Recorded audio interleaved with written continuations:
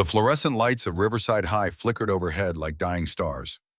Tyler Brennan had learned to navigate these hallways the way a ghost navigates the living world present, but unseen occupying space without claiming it. He kept his eyes down, his shoulders hunched, his entire body language screaming, "Don't notice me," to anyone who might be looking. Most days it worked. Today wasn't most days. Cade Morrison stood by the lockers with his crew, all Letterman jackets and entitled smirks, scanning the hallway for entertainment. Tyler recognized the look. Predators wore it when they were bored and hungry. Tyler shifted his backpack, a Goodwill special with duct tape holding the straps together, and calculated the distance to the side exit. 30 feet, 29, 28. "Hey, Brennan." Tyler's stomach dropped. He kept walking, pretending he hadn't heard. "I'm talking to you, scholarship boy." The hallway went quiet. That particular kind of silence that meant everyone was watching, waiting to see if blood would be spilled before first period. Tyler stopped, turned, kept his face neutral. Yeah, Cade pushed off the lockers, his three shadows following. Jake, Connor, Brett.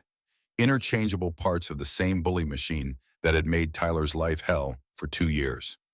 "You got lunch money?" Cade's smile didn't reach his eyes. "No." "That's funny, because I could swear I saw you with a $5 bill yesterday." Tyler's jaw tightened. That $5 had been for 3 days of meals. He'd already spent it. $2.47 at Old Joe's Diner. Fries and a water cup he'd fill with Sprite when Joe wasn't looking. The rest he'd save for tomorrow. "Spent it," Tyler said. "On what?" Those Cade gestured at Tyler's sneakers. The sole on the left one flapped when he walked, held together with super glue and hope. Laughter rippled through the crowd. Tyler felt his face burn. "We're done here," he said, turning away. Cade's hand clamped onto his shoulder, spinning him back. "We're done when I say we're done." Tyler knew what came next. The shove into the lockers, the contents of his backpack dumped on the floor. Maybe a swirly if Cade was feeling particularly creative. It was a script they'd performed dozens of times. But before Cade could make his move, a voice cut through the tension like a knife through silk. "Leave him alone." Everyone turned. Rachel Valentine stood 10 feet away, books clutched to her chest, her expression carved from ice. She'd transferred to Riverside 3 weeks ago, and in that time she'd spoken to exactly no one. She ate lunch alone, walked the halls alone, existed in her own orbit, untouchable and untouched. Until now. Cade blinked, recalibrating. "This doesn't concern you. I'm making it concern me. Listen, new girl." Rachel. Her gray eyes were chips of flint. "My name is Rachel, and I said leave him alone." The hallway held its breath. Tyler stood frozen, caught between humiliation and something else he couldn't quite name. No one had ever stood up for him before. No one. Cade looked Rachel up and down, his smile turning predatory. "You know what, fine. Today's your lucky day, Brennan." He stepped back, hands raised in mock surrender. "But we're not done." They never were.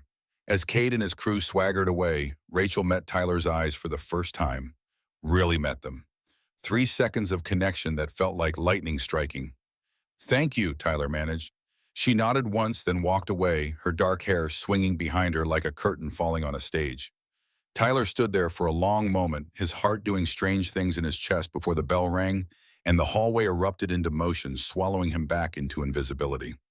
The rest of the day passed in the usual blur of classes Tyler couldn't afford to fail and conversations he wasn't part of.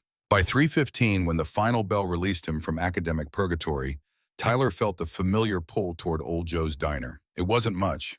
A greasy spoon on the corner of Riverside and 12th with cracked vinyl booths, and a jukebox that only played songs from the 70s. But it was warm, and Joe didn't kick you out if you made a plate of fries last 2 hours, and the corner booth by the emergency exit had become Tyler's unofficial office. He walked the 8 blocks from school, hands shoved in his jacket pockets, watching the neighborhood shift from suburban sprawl to urban decay. Riverside High sat in the good part of town, where lawns were mowed and cars were new. Tyler's apartment building sat in the part where sirens were background music and gunshots were punctuation marks. The transition happened gradually. Clean streets gave way to cracked sidewalks. Boutique coffee shops became liquor stores with bars on the windows. By the time Tyler reached Old Joe's, he was home in the only way that mattered. This was his world, and he knew how to survive it. The diner's bell chimed as he pushed through the door. Joe, a barrel-chested man in his 60s with forearms like hams, looked up from the register. "Usual spot's open," Joe grunted. "Thanks." Tyler slid into the corner booth, the one with the rip in the vinyl that leaked yellow foam, and pulled out his calculus homework. Mrs. Chen had assigned 30 problems. Tyler had understood maybe 5 of them, but he'd worked through all 30 anyway because failing wasn't an option. His scholarship depended on maintaining a 3.5 GPA. His future depended on that scholarship. Freeze Joe appeared tableside, order pad ready. Yeah, small and water. Joe's expression softened almost imperceptibly. "You eat anything else today, kid?" Tyler thought about the granola bar he'd split with Nana Claire for breakfast. "I'm good." Joe grunted again, but Tyler saw him scribble something extra on the pad. 10 minutes later, when the fries arrived, there were more than usual, maybe double, and they came with a side of coleslaw Tyler hadn't ordered. "On the house," Joe said before Tyler could protest. "Got extra. Gonna go bad anyway." It was a lie they both pretended to believe. "Thanks, Joe." Tyler ate slowly, making it last, working through the calculus problems between bites. He was on problem 12 when the bell chimed again. Rachel Valentine walked in. Tyler's pencil stopped mid-equation. He watched her scan the diner, her gaze methodical, assessing. She clocked the exits, a front door, kitchen emergency door, by Tyler's booth. Her eyes lingered on that last one for a fraction of a second longer than normal, and Tyler noticed the way she evaluated angles, sight lines, escape routes. It wasn't the behavior of a normal teenage girl. It was tactical, trained. Then she walked to the window booth and sat down, her back to the wall facing the street. Tyler stared at his homework, but the numbers had stopped making sense. Why was she here? This wasn't the kind of place girls like Rachel came to. This was for kids like him. Kids who counted pennies and made fries into dinner. Rachel pulled out a textbook, calculus, same as his, in a notebook.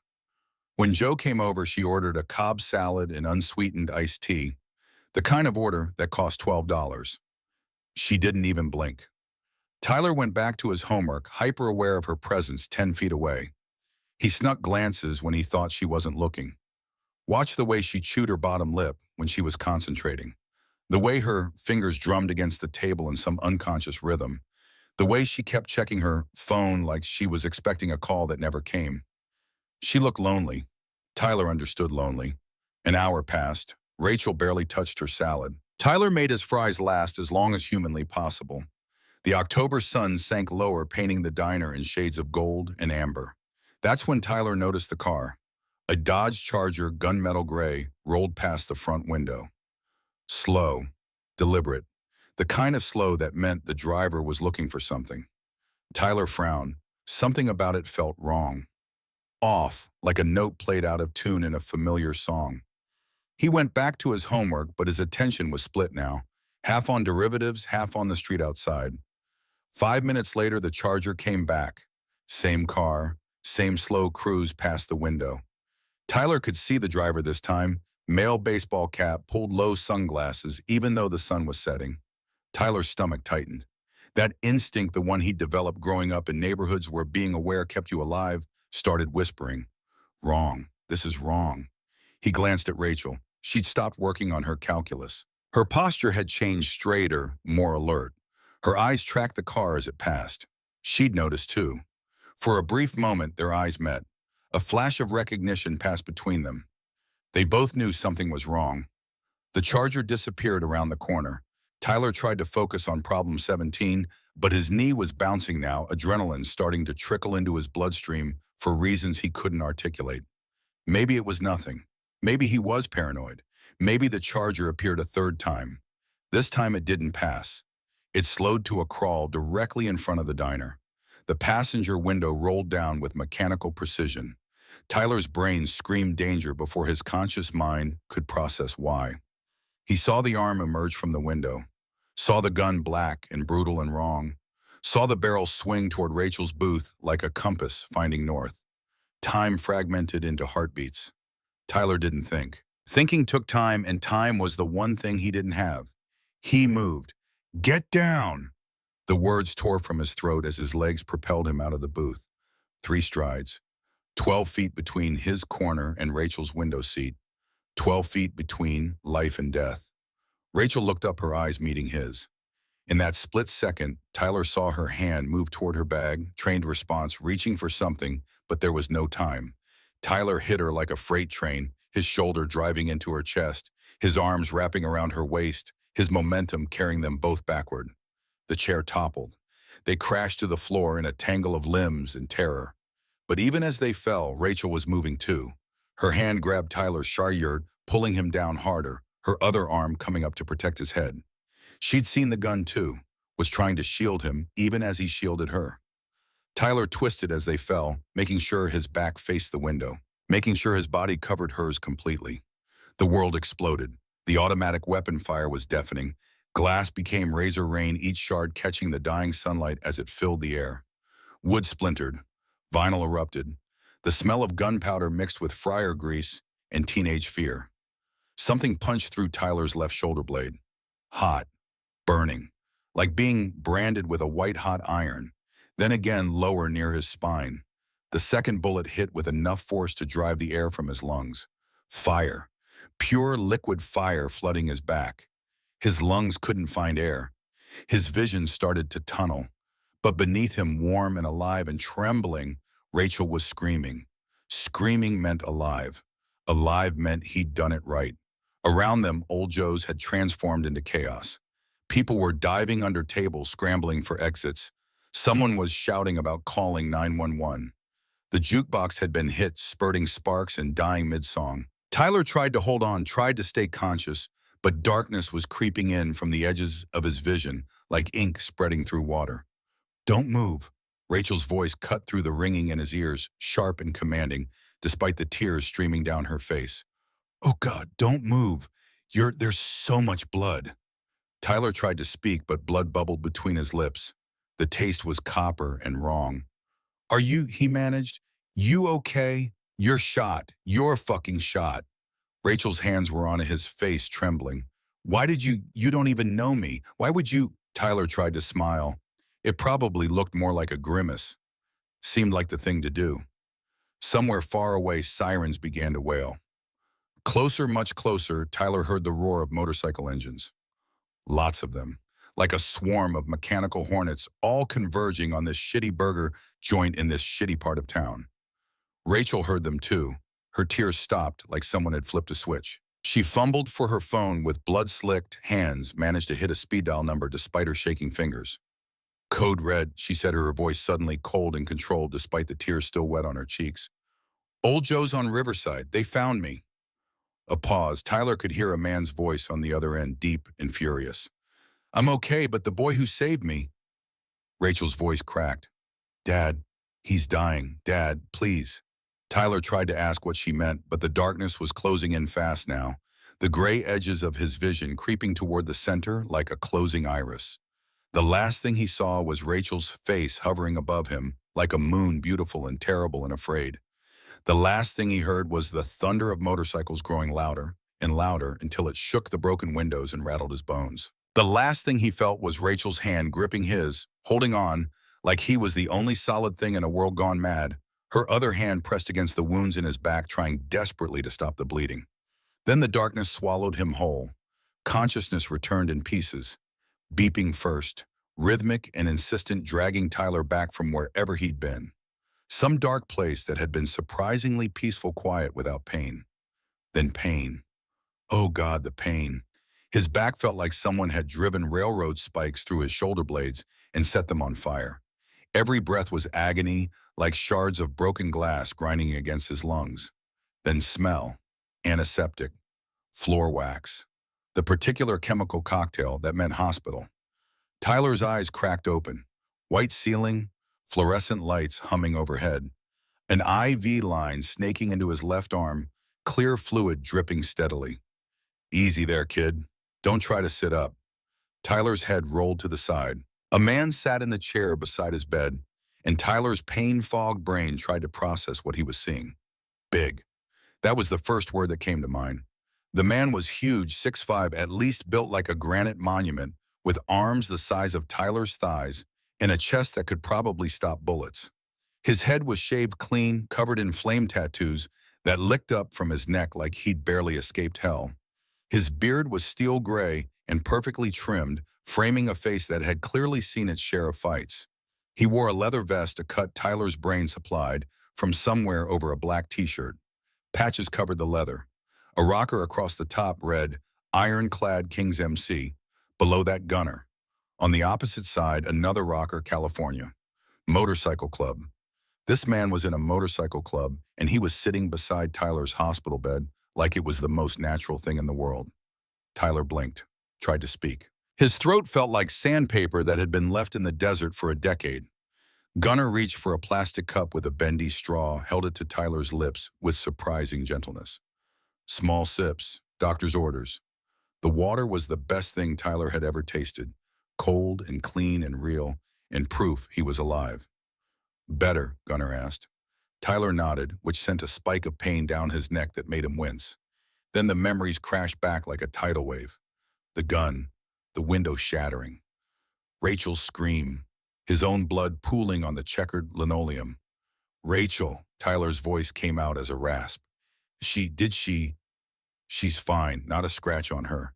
Thanks to you. Relief flooded through Tyler so intense it almost hurt worse than the bullets.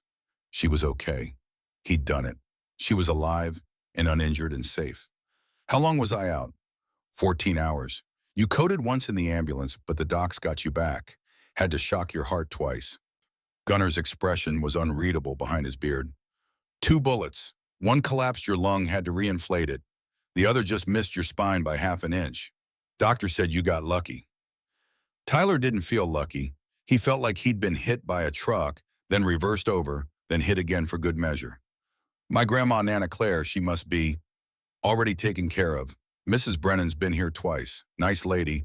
Worried sick but handling it. Hugs hard. Gunner's mouth quirked in something almost like a smile. Club made sure she got home safe both times. Also arranged for someone to check on her daily, make sure she's got everything she needs while you're laid up. Tyler stared. Why what? Why are you helping us? You don't even know me. I don't know you. Tyler's voice broke slightly. I don't understand what's happening. Gunner leaned back in his chair, which creaked ominously under his weight. The chair looked like doll furniture compared to his massive frame. That girl you saved, Rachel Valentine, that's Marcus Garrett's daughter. Marcus is our VP, Vice President of the Ironclad Kings. Gunner's gray eyes held Tyler's steadily. She's club royalty, princess, most protected person in this city. Tyler's brain struggled to process this information through the morphine haze. I didn't know that. I just saw the gun and I moved. I couldn't let her. We know you didn't know. That's exactly what makes it matter. Gunner's voice was firm. You didn't do it for reward. Didn't do it for recognition. Didn't do it because you knew who her daddy was or what the club could do for you. You did it because it was right, because she was in danger and you couldn't live with yourself if you didn't try. He paused. That's rare, kid. That's valuable.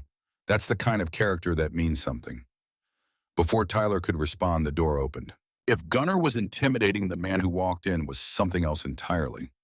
Marcus Garrett looked like violence given human form, like someone had taken every nightmare about bikers and condensed them into 6 feet 3 inches of muscle scars and barely controlled fury.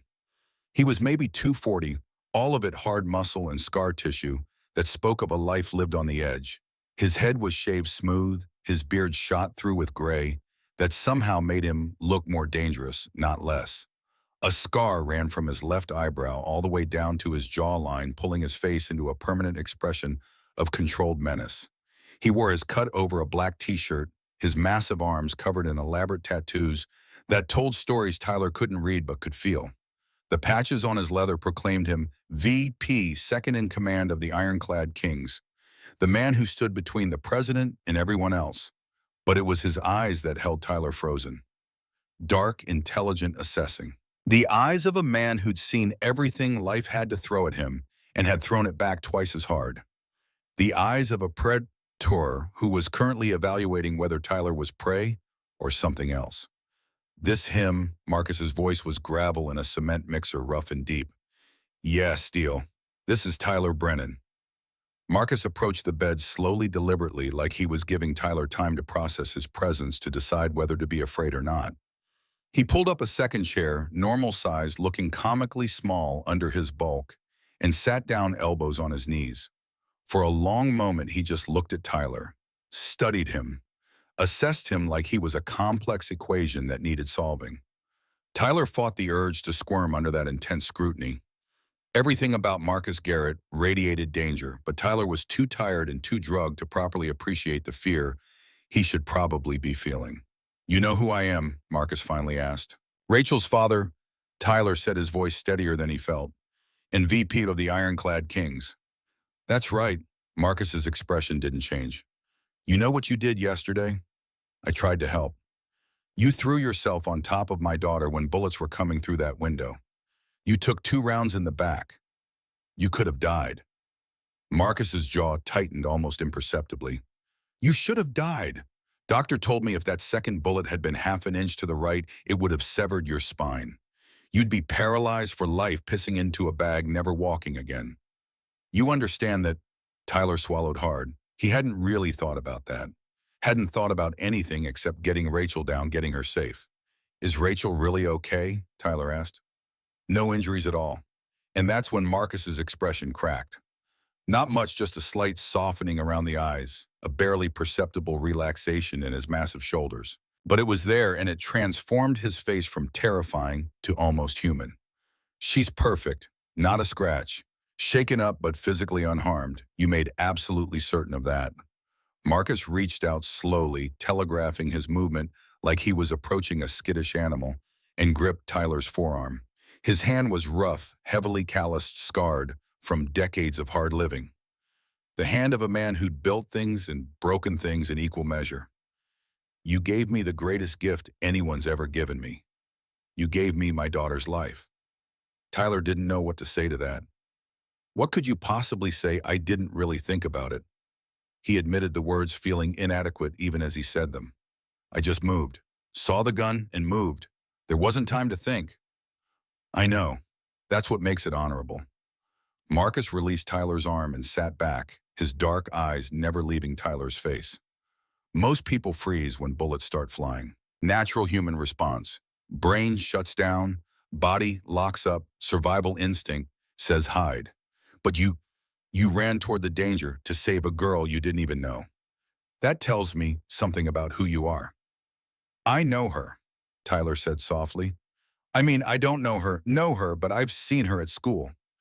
She eats lunch alone, does her homework by herself, seems—" He trailed off, unsure how to finish that sentence without sounding creepy or presumptuous. "Lonely," Marcus finished for him, his voice quiet. "Yeah, she is. Being my daughter comes with a price. Hard to make real friends when your dad's in an MC and your life's potentially in danger from rival clubs or people who want to hurt me through her. She's had bodyguards her whole life, sometimes visible, usually not. That's shooting. Those were scorpions, rival club. They've been pushing boundaries, and attacking my daughter was them declaring war." He stood up, and Tyler noticed for the first time that there were other people in the hallway outside his room. Men in cuts standing guard. Tyler's room wasn't just protected, it was fortified.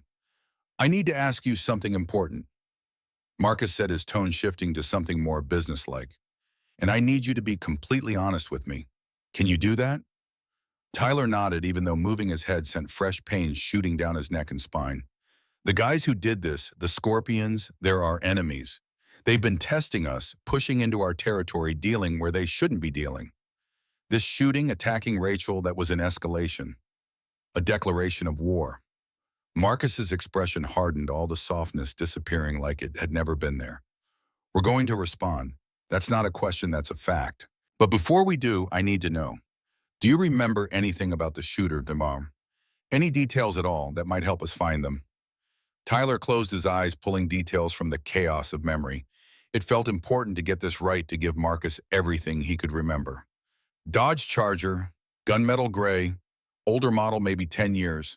Dent in the rear quarter panel, driver's braided is tinted windows but not factory after. Market too dark to be legal. I didn't see the shooter's face clearly, just his arm and the gun when he raised it. Black leather jacket. The gun was Tyler paused, trying to remember. Big, automatic, maybe an Uzi or a MAC-10, I don't know guns that well, but it was the kind that sprays a lot of bullets fast. When he opened his eyes, Marcus was smiling. It wasn't a nice smile. It was the smile of a predator who just caught the scent of prey. That's more than enough. That's perfect, actually. He nodded to Gunner. Send that to Blaze. Tell him to check traffic cams in a 5-block radius around Old Joe's. That dense distinctive should be easy to spot on camera. Gunner pulled out his phone and stepped into the hallway, already typing. Marcus turned back to Tyler, and his expression softened slightly again. You need anything? Food that doesn't taste like cardboard books to read, someone to threaten the nurses into giving you better pain meds. Despite everything, the pain, the confusion, the surreal nature of having a motorcycle club VP sitting beside his hospital bed, Tyler almost smiled at that. I'm okay, he said. Bullshit. You're a 16-year-old kid recovering from gunshot wounds in a hospital room that probably costs more per hour than your family makes in a week. You're not okay, and that's fine. But you will be. Marcus headed for the door, his boots heavy on the linoleum floor, then paused with his hand on the doorframe. Your grandmother, Claire Brennan, right, lives with you in that apartment on 5th. Tyler nodded, wondering how much the club had already learned about him. She's a good woman. Came in here yesterday, held your hand while you were unconscious, prayed the rosary over you for 3 hours straight. Worried sick about you. Marcus's voice was gentle. We're making sure she's taken care of while you're in here. Food bills of anything she needs. That's not charity, that's respect. You saved my daughter, you're owed. Thank you. Tyler managed his throat tight. Don't thank me yet. Marcus looked back at his expression, serious and unreadable. When you get out of here, we're going to talk about the future, about options, about what comes next for you. Options. You saved my daughter. That debt doesn't get paid in cash or handshakes or a pat on the back. It gets paid in family and protection in brotherhood. Marcus's gaze was intense, boring into Tyler like he was trying to see straight through to his soul. The ironclad kings take care of our own. And whether you knew it or not, the second you threw yourself on those bullets, you became ours. Think about that. With that cryptic statement, he left his presence, seeming to suck some of the oxygen out of the room with him. Tyler lay there, his mind reeling, trying to process what had just happened. Family brotherhood. What did that even mean? He was just a kid who'd made a split-second decision. He wasn't. He didn't have long to wonder. 5 minutes later, the door opened again and Rachel walked in. She looked different from the untouchable girl at school. Her dark hair was pulled back in a messy ponytail instead of the sleek style she usually wore. Her face was scrubbed clean of the minimal makeup she sometimes wore, revealing dark circles under her eyes that spoke of a sleepless night. She wore an oversized hoodie probably borrowed from someone in the club, hanging almost to her knees in jeans with ripped knees that looked like they'd come from genuine wear rather than fashion. She looked younger like this, more vulnerable, more real, more like a girl who'd watched someone nearly die for her. Hi, she said softly, hovering by the door like she wasn't sure if she was allowed to come closer, like Tyler might blame her for what had happened. Hi, Tyler echoed. His heart was doing weird things in his chest, and he didn't think it was related to the collapsed lung that had been reinflated. I wanted to come sooner, but Dad said I should wait until you were awake. Said you needed rest more than visitors. She trailed off, worrying at her bottom lip in that way Tyler had noticed at the diner. Can I sit? Yeah, of course. She pulled the chair Marcus had vacated closer to the bed and sat down, her hands clasped tightly in her lap. For a long moment, neither of them spoke. Tyler could hear the beep of his heart monitor, the hum of the hospital machinery, the distant sound of nurses talking in the hallway. Finally, Rachel said, "Thank you." Tyler shook his head gently, mindful of the pain. You don't have to. Yes, I do. You saved my life. You almost died saving my life. Her eyes were bright with unshed tears, and Tyler could see her fighting to keep her composure. Why did you do it? You don't even know me. I wanted to know you, Tyler admitted before his brain could stop his mouth. The morphine was making him honest in a way he probably wouldn't have been otherwise. I mean, not in a creepy way, just you seemed interesting and lonely.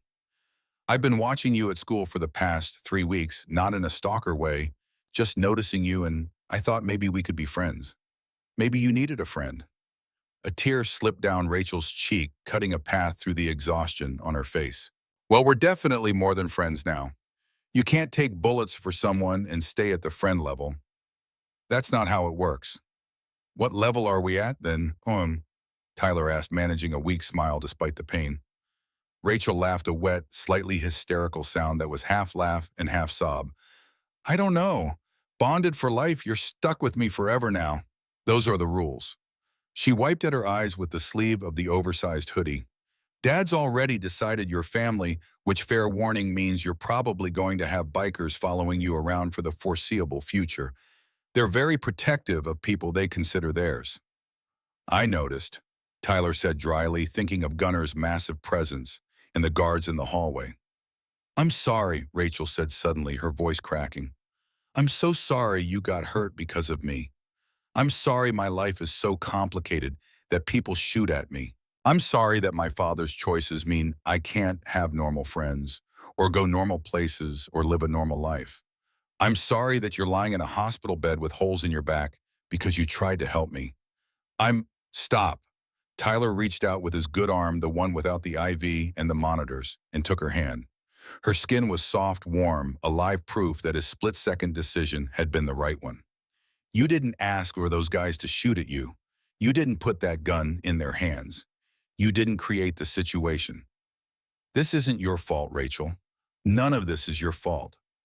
Rachel squeezed his hand hard, like she was trying to anchor herself to something real, something solid in a world that had tilted sideways.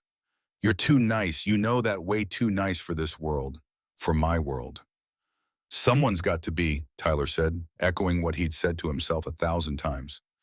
Being kind cost nothing, and sometimes it was the only thing that kept the darkness at bay. They sat like that for a while, hand in hand, not speaking. Outside the window, Tyler could see the sun moving across the sky, afternoon settling into evening. He'd lost almost a full day to unconsciousness and surgery. Another day survived. Another day closer to what? He didn't know anymore. His whole life had been about survival, scraping by, staying invisible, making it to tomorrow with enough money for food and rent, making sure Nana Claire had her medications, making sure his scholarship stayed intact so he could escape this life, eventually go to college, become something more than a poor kid from a bad neighborhood. But now, lying in this hospital bed with Rachel's hand in his and motorcycle club members guarding his daughter's survival, felt like the smallest part of a much bigger equation. He'd saved someone, mattered to someone, been seen by someone. What happens now? He asked quietly, not entirely sure what he was asking about. His recovery, his life, this strange new connection between them. Rachel looked at him with those gray eyes that had haunted his quiet moments at Old Joe's, the eyes that had met his across a crowded cafeteria and silently thanked him for standing up to Kate Morrison. Now, she smiled, and it was equal parts promise and warning. Now you heal, and then we figure out what it means to be family with the Ironclad Kings. Dad doesn't use that word lightly, Tyler. When he says your family, he means it. Protection, support, brotherhood, but also obligations. Expectations, a whole world you probably never wanted to be part of. Tyler thought about that. A world of motorcycles and leather cuts and men with scars and tattoos. A world of violence and loyalty and codes he didn't understand. A world that had nearly killed him already. But also a world where a massive biker sat beside his bed to make sure he was safe. Where his grandmother was being taken care of. Where a girl with sad eyes held his hand and promised he mattered. Something told Tyler his invisible days were over. Whether that was good or bad, he'd have to wait and see.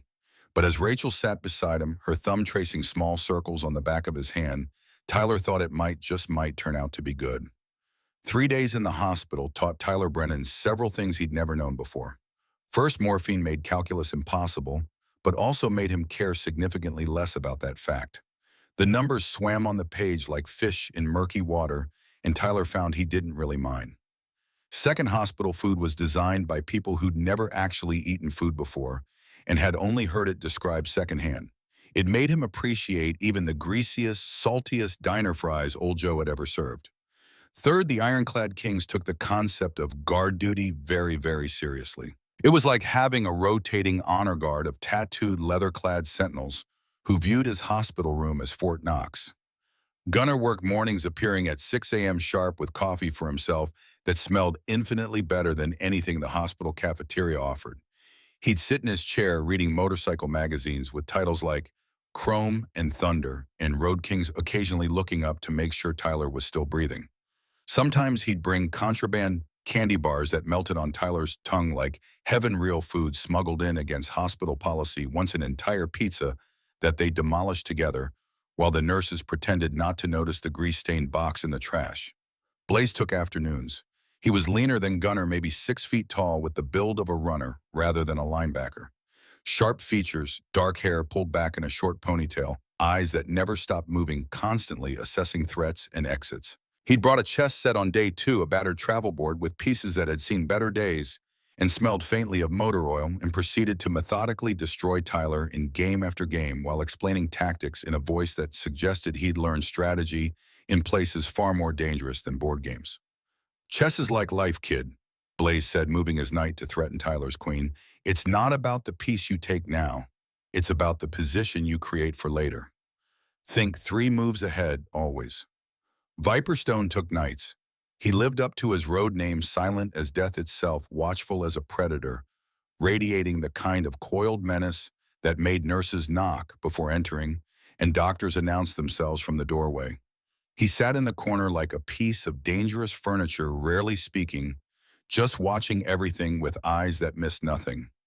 Tyler got the sense that if anyone tried to harm him, Viper would strike faster than his namesake and twice as lethally. On day 4, Dr. Patel delivered the news Tyler had been both hoping for and dreading.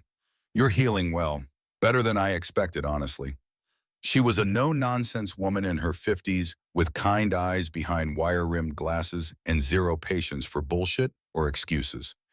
"Your age helps tremendously. Young bodies bounce back faster, better cell regeneration, stronger immune response. But you'll need physical therapy for at least 6 weeks, possibly 8, depending on how you progress. No heavy lifting for 3 months minimum. No contact sports for 6 months. And these," she tapped the bandages on Tyler's back with clinical efficiency, "will scar significantly. The bullets damage considerable tissue. You'll have permanent marks."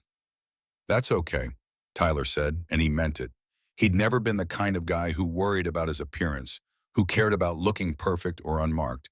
Scars seemed like a fair price for Rachel's life. More than fair.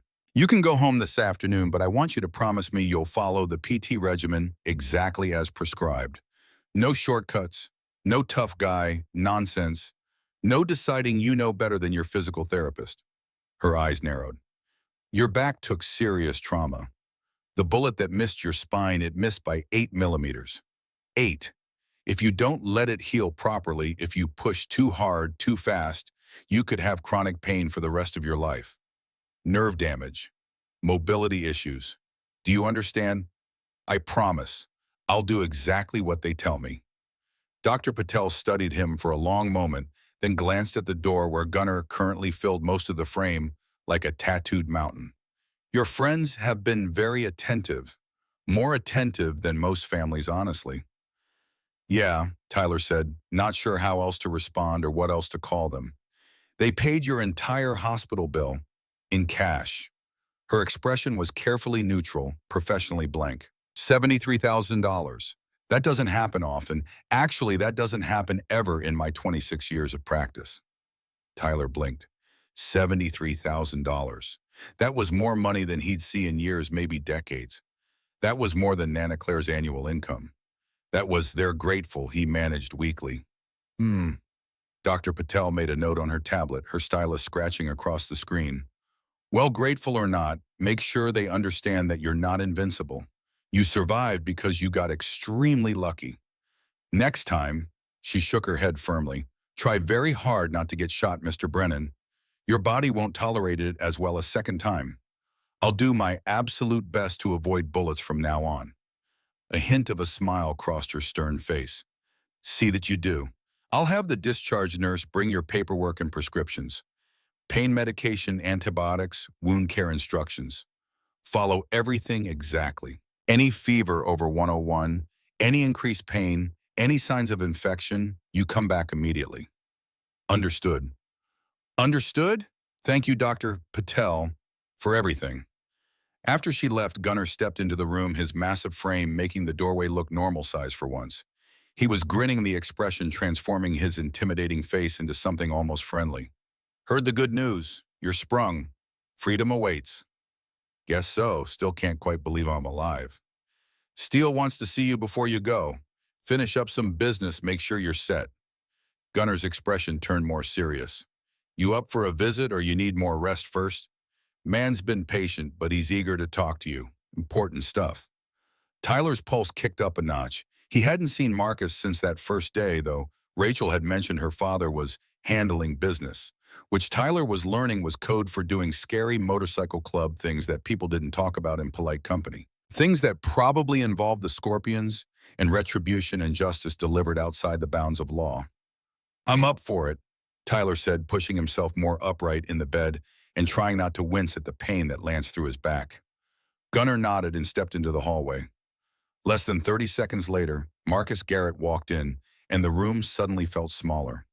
The air pressure different, like a storm system had just moved through the door.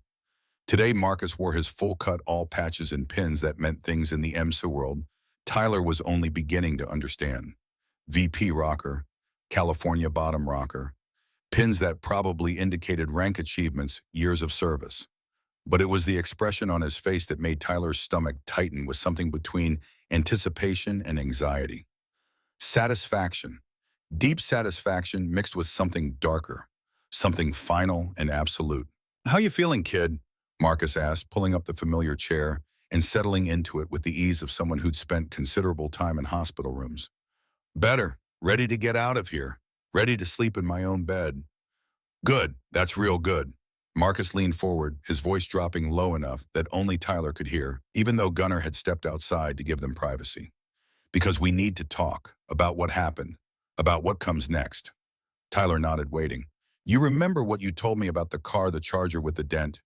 Yeah, gunmetal gray, dented rear quarter panel on the driver's side. That dent you mentioned, and we found it. Traffic camera caught the Charger 2 blocks from Old Joe's heading east right after the shooting. Ran the plate through our sources. Stolen, of course. These idiots aren't complete amateurs, but the VIN led us to a chop shop in Scorpion territory. Mechanic there was very helpful once we explained the situation. Marcus's smile was cold predatory. Very cooperative. Tyler's mouth went dry. Did you find the shooter? The driver. We found everyone involved. Marcus's smile was the kind that made Tyler grateful it wasn't directed at him. The driver, the shooter, and the Scorpion lieutenant who ordered the hit.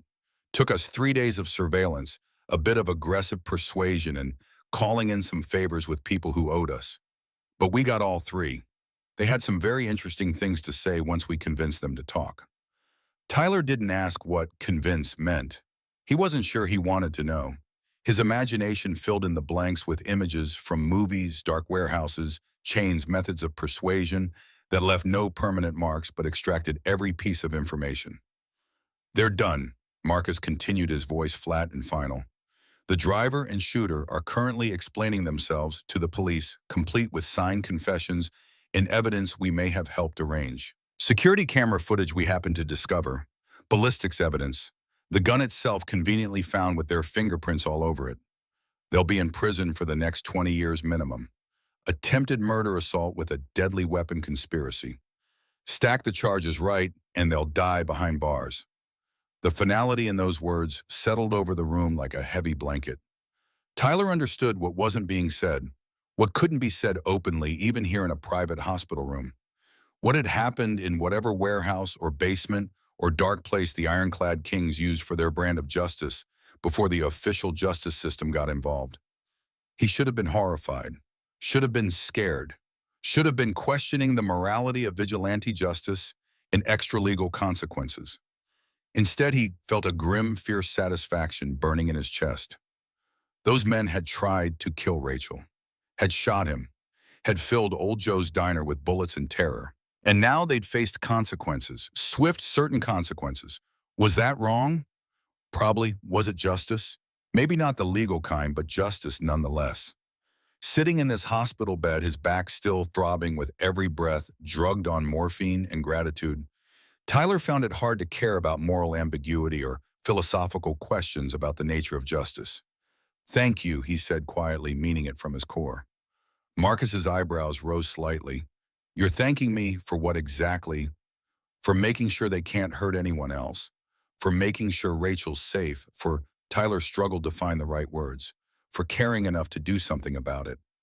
Damn right I did something about it.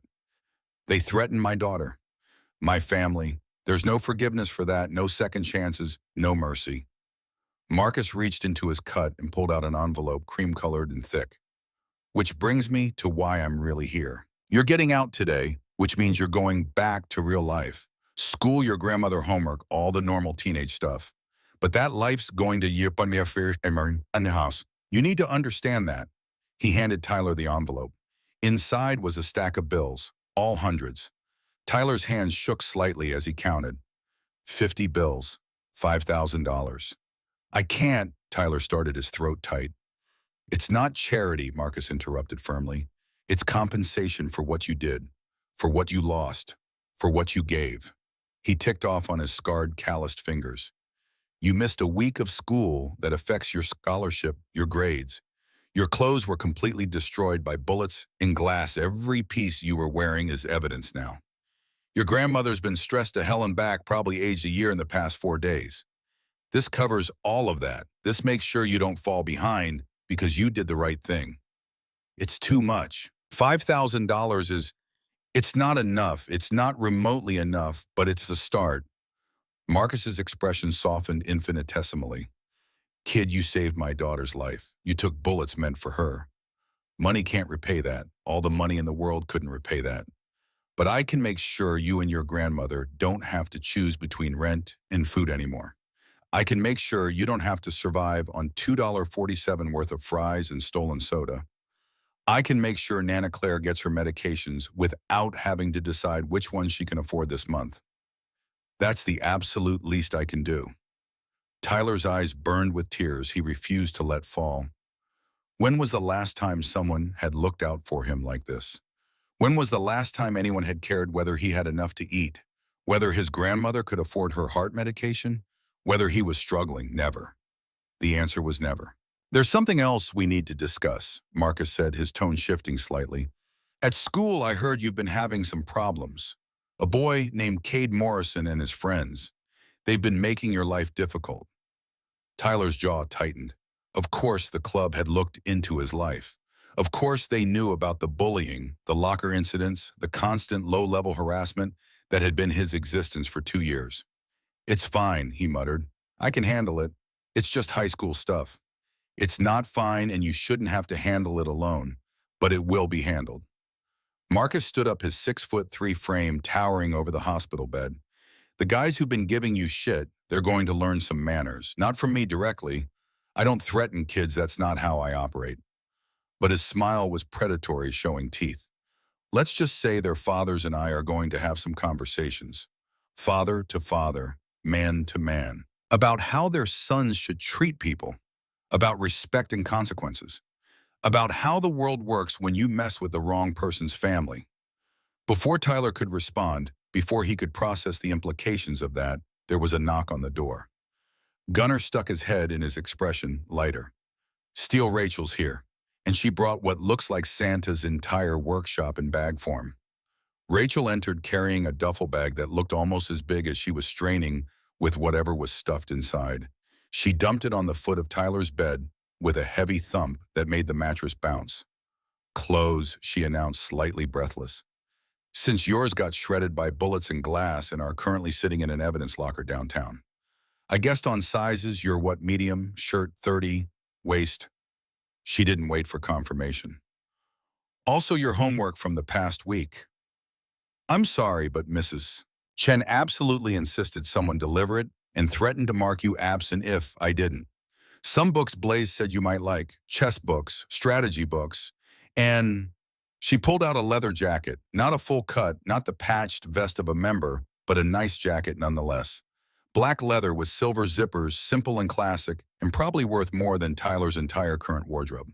The club wants you to have it, she said, her expression softer now. It's not membership or anything official. You're not being patched in or asked to prospect. Just a thank you, a symbol that you're under protection, that you matter to us. Tyler ran his fingers over the smooth leather feeling, the quality, the weight, the craftsmanship. It was the nicest piece of clothing he'd ever owned, nicer than anything he'd ever imagined owning. Try it on, Rachel urged, setting it beside him on the bed. With Gunner's help, the big man supporting Tyler's weight and moving him carefully to avoid stressing the wounds, Tyler sat up fully for the first time in days, gritting his teeth against the pain that lanced through his back like hot knives. He shrugged into the jacket, feeling the leather settle around his shoulders like armor. It fit perfectly, the leather supple and warm and comfortable like it had been made specifically for him. Looks good, Marcus said with a nod of approval. Suits you, kid. Makes you look like you belong somewhere. Tyler caught his reflection in the bathroom mirror across the room. The skinny kid in the thrift store clothes was gone. The invisible boy who'd haunted Riverside High's hallways had vanished. In his place was someone who looked tougher, more substantial, more real, like he belonged somewhere, like Marcus had said, like he was part of something bigger than himself. Thank you, he said, his voice rough with emotion he couldn't quite name, for everything. The jacket, the money, taking care of Nana. I don't know how to... I can't... That's just the beginning, Marcus said, cutting off Tyler's stumbling gratitude. When you're healed up, when you're back on your feet and ready, we'll talk more about what comes next, about opportunities, about what it means to be part of this family.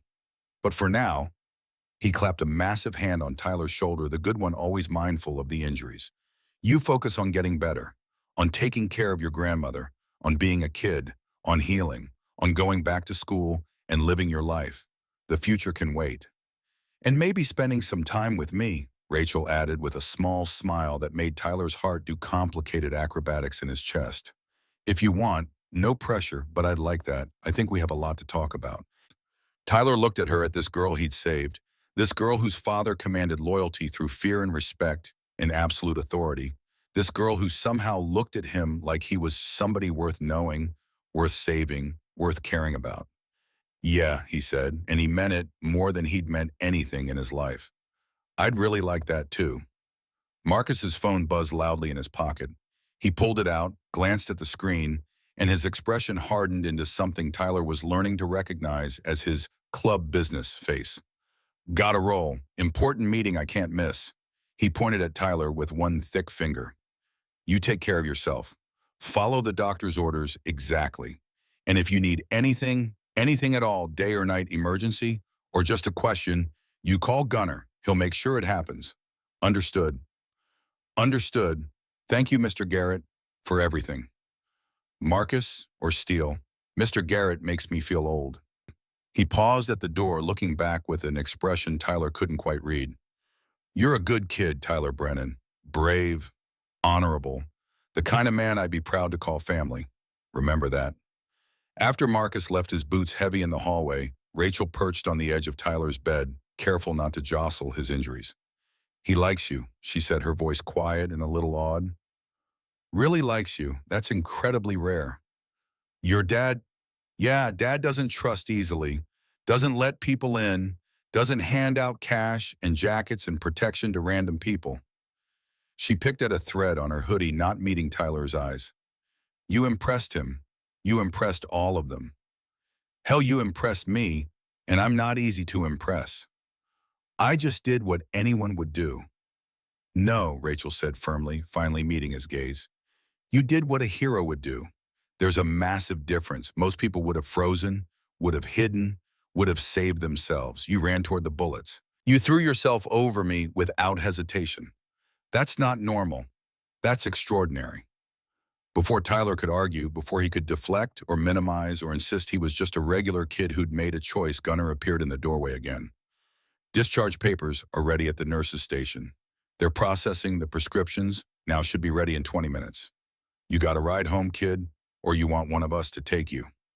Tyler thought about Nana Claire's ancient sedan, a 1998 Honda Civic that may or may not start on any given day and burned oil like a chimney. I think I need a ride, if that's okay. More than okay, it's done. Gunner grinned. I'll pull my truck around to the patient loading zone. Rachel, you staying with him till he's ready? Obviously. As Gunner left to get his vehicle, Rachel squeezed Tyler's hand, her fingers warm and steady. Welcome to the family, Tyler Brennan. Her smile was equal parts excited and apprehensive. Fair warning, it's going to be a wild ride. The ironclad kings don't do anything halfway. Protection, loyalty, brotherhood. It all comes with intensity you probably can't imagine yet. But you saved me. That makes you one of us now, whether you're ready for it or not. Looking at her, at this beautiful, complicated, dangerous girl who'd somehow become the center of his world in the span of a bullet's flight, who'd gone from a lonely stranger at a diner to someone holding his hand in a hospital room, Tyler couldn't help but feel like maybe, just maybe, he was ready. His life as the Invisible Boy was over. Done. Finished completely. What came next, he had absolutely no idea. But for the first time in his 16 years of scraping by and surviving, Tyler Brennan wasn't facing the unknown alone. And that made all the difference in the world. The ride from Mercy General Hospital to Tyler's apartment building should have taken 15 minutes through normal city traffic. With Gunnar driving his massive F250 matte black with the Ironclad Kings logo subtly airbrushed on the tailgate in silver that caught the light just right, and three other bikes forming an escort around them like a presidential motorcade. It took 25 minutes. Because apparently when the Ironclad Kings moved through town, traffic got out of the way. Cars pulled aside. Pedestrians stared. Even the traffic lights seemed to cooperate, turning green at just the right moments. Tyler sat in the passenger seat, his new leather jacket feeling both foreign and right against his skin, watching the familiar streets of his neighborhood pass by outside the window. Everything looked the same. The bodega on the corner where he bought day-old bread for 50 cents a loaf. The laundromat where Nana spent every Saturday afternoon reading her Spanish-language romance novels while clothes tumbled. The basketball court where he'd learned early to avoid eye contact and keep moving if he wanted to avoid getting picked on, or worse. Same cracked sidewalks, same graffitied walls, same tired buildings with their paint peeling like sunburned skin. But Tyler felt different, changed in ways he was only beginning to understand. Like he'd been one person when he walked into Old Joe's diner and become someone else entirely when he'd thrown himself over Rachel. "You're quiet," Gunnar observed, navigating around a double-parked delivery truck with the ease of someone who'd driven these streets for decades. "Just thinking," Tyler said, watching his neighborhood scroll past. "About," Tyler gestured vaguely at the window at the world outside. "Going back to school, to normal life. Except nothing's normal anymore, is it? Everything's changed. I've changed." Gunnar was silent for a moment, his massive hands steady on the wheel. Then he spoke, his voice thoughtful. "Normal's overrated, kid. You know what's better than normal? Being alive, being valued, having people who've got your back unconditionally." He glanced at Tyler, his gray eyes serious. "You got shot protecting one of ours. That makes you one of ours, whether you wear a patch or not, whether you ever prospect or not. You understand what that means?" "Not really," Tyler admitted. "I mean, I think I'm starting to, but it's all happening so fast. 4 days ago, I was invisible. Now I've got bikers escorting me home from the hospital. It means you're not alone anymore. It means when someone fucks with you, they fuck with the whole club, all 47 patched members, plus prospects and hangarounds. It means," Gunnar pulled up to Tyler's building, a 4-story walk-up with crumbling brick facade and bars on the ground floor windows. "It means you matter. To us. To this brotherhood. That's not something we say lightly." The words hit Tyler harder than he expected. You matter. When was the last time someone had said that to him? When had anyone ever made him feel like his existence made a difference? Never. The answer was never, until 4 days ago. Nana Claire was waiting on the stoop, wrapped in her flowered shawl despite the mild October weather that didn't really require it. The moment she saw Tyler climbing carefully out of Gunnar's truck, moving slowly, wincing with each motion, she was in motion. She moved faster than a 70-year-old woman with bad knees and arthritis should be able to move, practically running down the steps with her arms already reaching. "My boy. My Tyler."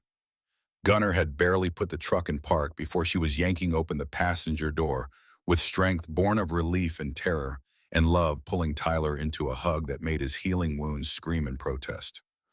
Tyler didn't care. He hugged her back fiercely, breathing in her familiar scent of lavender soap and peppermint candies, and home, feeling her tiny frame shake with sobs against his chest.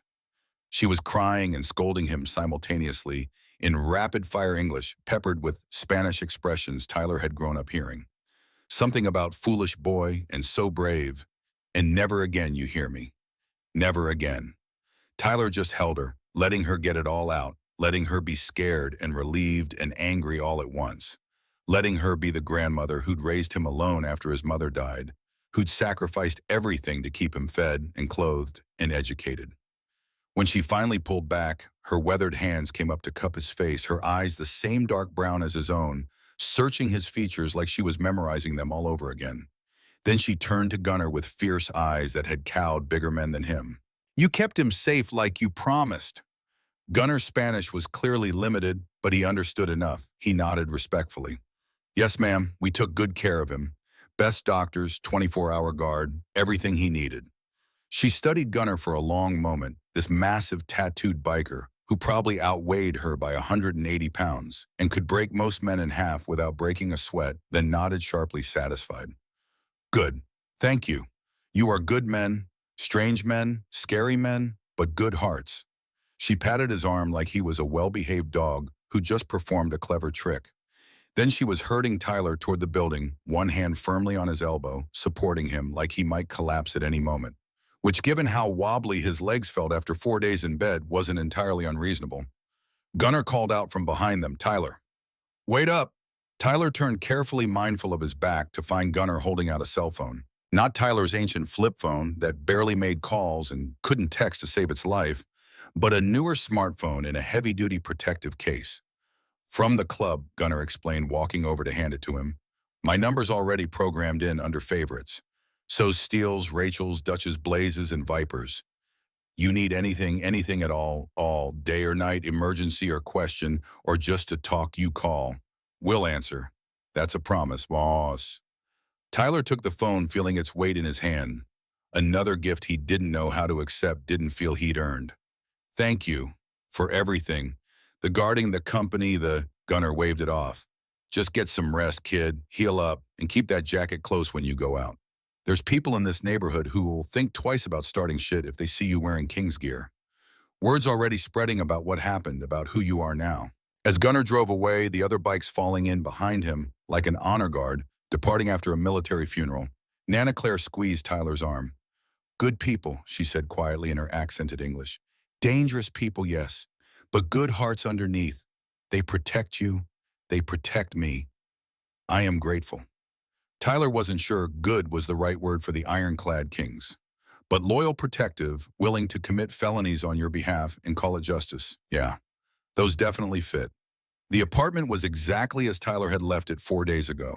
Cramped, cluttered with a lifetime of accumulated possessions, but spotlessly clean because Nana kept their space immaculate, even if she couldn't do anything about the peeling wallpaper, or the radiator that clanked like a dying robot, or the water stains on the ceiling. But something was different. Tyler noticed it immediately. The refrigerator was full, not just full stuffed. Fresh vegetables, fruit, milk, eggs, real meat instead of the discount stuff that was mostly gristle. The kind of groceries Nana usually looked at wistfully in the store but couldn't afford. Nana saw him looking. The big one, Gunnar. He came 3 times while you were in hospital. Each time he brought money, cash in envelope, for food, for bills, for medicine. He made me take it. Her eyes were suspicious but grateful. Where does all this money come from, Tyler? So much money for people who don't know us. Tyler chose his words carefully, settling into the worn couch that had been his mother's before she died. From people who are grateful I helped their daughter. People who take care of family. That's all, Nana, I promise. That is not all. She fixed him with the look that had made him confess to breaking her favorite vase when he was 7, the look that saw through every lie and evasion. These men, this club, they are dangerous. Yes, criminals maybe. Sometimes, Tyler admitted, because lying to Nana had never worked and wouldn't start now. When they need to be. But they're not bad people. They have their own code, their own honor. They protect their own. And you? Are you dangerous now? Are you one of them? Tyler thought about the bullets in his back, about the cold satisfaction he'd felt hearing that Rachel's attackers would spend decades in prison, about the way Cade Morrison had gone pale when he saw Tyler in the leather jacket that screamed ironclad King's protection. I don't think I'm dangerous, he said slowly, but I'm not going to be invisible anymore either. I'm not going to let people push me around. I'm not going to hide. Does that make me dangerous? Maybe, but maybe that's not a bad thing. Nana was quiet for a long moment, her weathered hands folded in her lap, her eyes distant, like she was weighing something important. Then she reached across the gap between couch and armchair and took his hand in both of hers. When your mother died bringing you into this world, I promised her I would keep you safe, keep you good, raise you right. Her grip tightened, her calloused palms were rough against his skin. But maybe I was wrong. Maybe safe and good is not enough in this world. Maybe you need to be strong too, protected too. Nana, these men, they protected you when you were hurt. They protected me when I was afraid. They made sure we could eat, could pay rent, could get medicine, could live without fear of eviction or starvation. She met his eyes steadily. Your mother, God rest her soul, she would not like these people. She would say they are criminals, that they bring violence, that you should stay away. But she is not here, and we are. And you are alive because you have a good heart, and these men have strong backs. Sometimes God works in mysterious ways. She stood up, kissed his forehead with dry lips that smelled like peppermint, and began clearing the table they hadn't used yet. Subject closed. Tyler sat there on the couch processing what had just happened. His grandmother, who prayed the rosary every single night, without fail, who crossed herself when passing any church, who'd raised him in the Catholic faith, even when money for the collection plate was scarce, had just given her blessing to his association with a motorcycle club. The world really had turned completely upside down. She'd made his favorite meal, roast chicken with potatoes and carrots, the chicken falling off the bone, the vegetables seasoned with the spice blend she'd learned from her own mother back in Mexico. Tyler's stomach growled loudly. Hospital food had been edible at best, barely qualifying as actual nourishment. As they ate together at their small kitchen table, Nana filled him in on what he'd missed. The neighbors had been gossiping like it was their full-time job, which in some cases it basically was. Mrs. Ramirez from 3B was convinced Tyler had joined a gang and would bring violence to their building.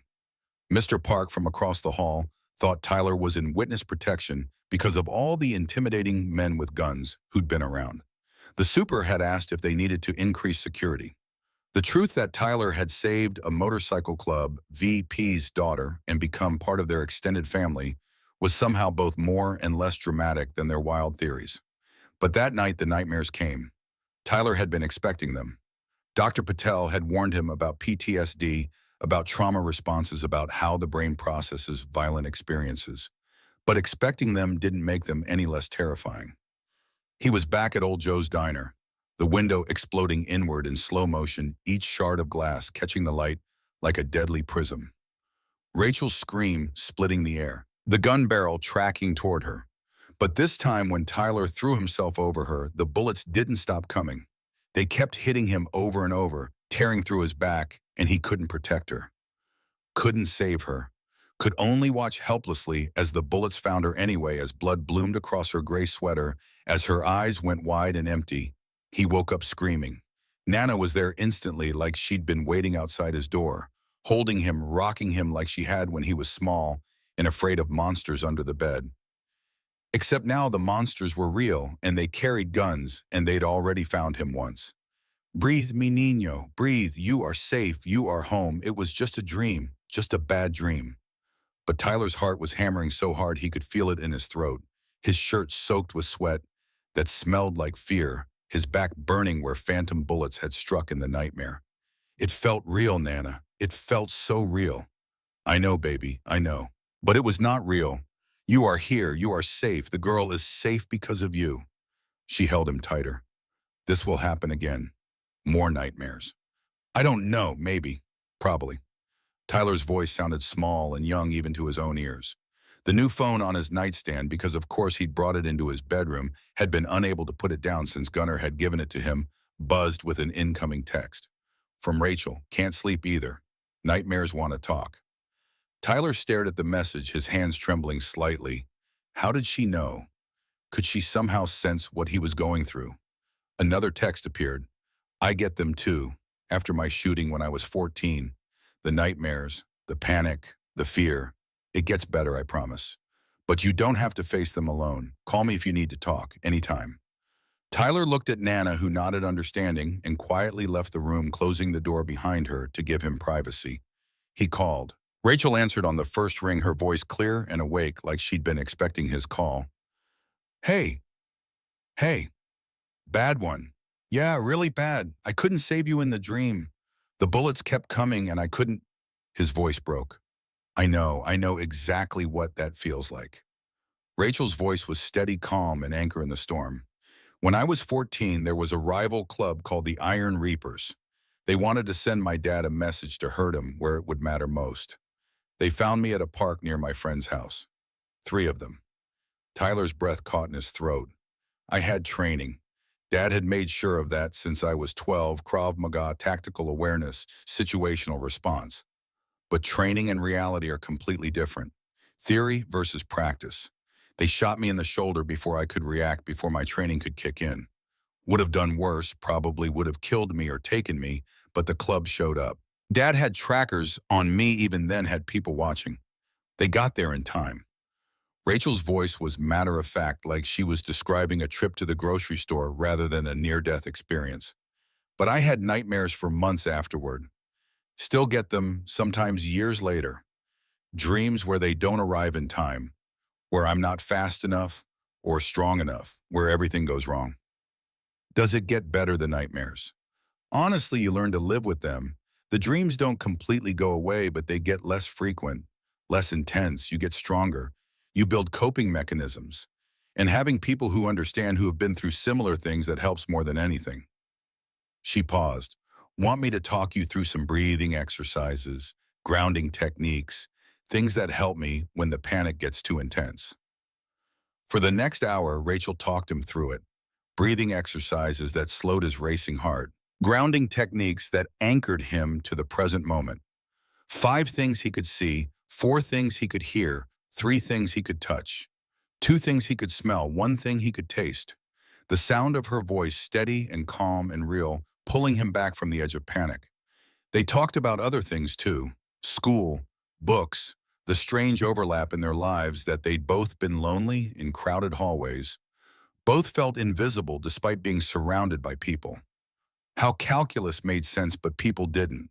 How they both liked the smell of old books and rain on pavement. By the time exhaustion finally pulled Tyler towards sleep, the panic had receded, replaced by something warmer. Connection. Understanding. The knowledge that someone else knew what he was going through and cared enough to help. Thank you, he whispered into the phone, his eyes already closing. For this, for understanding, for being there. That's what family does, Rachel said softly. We take care of each other.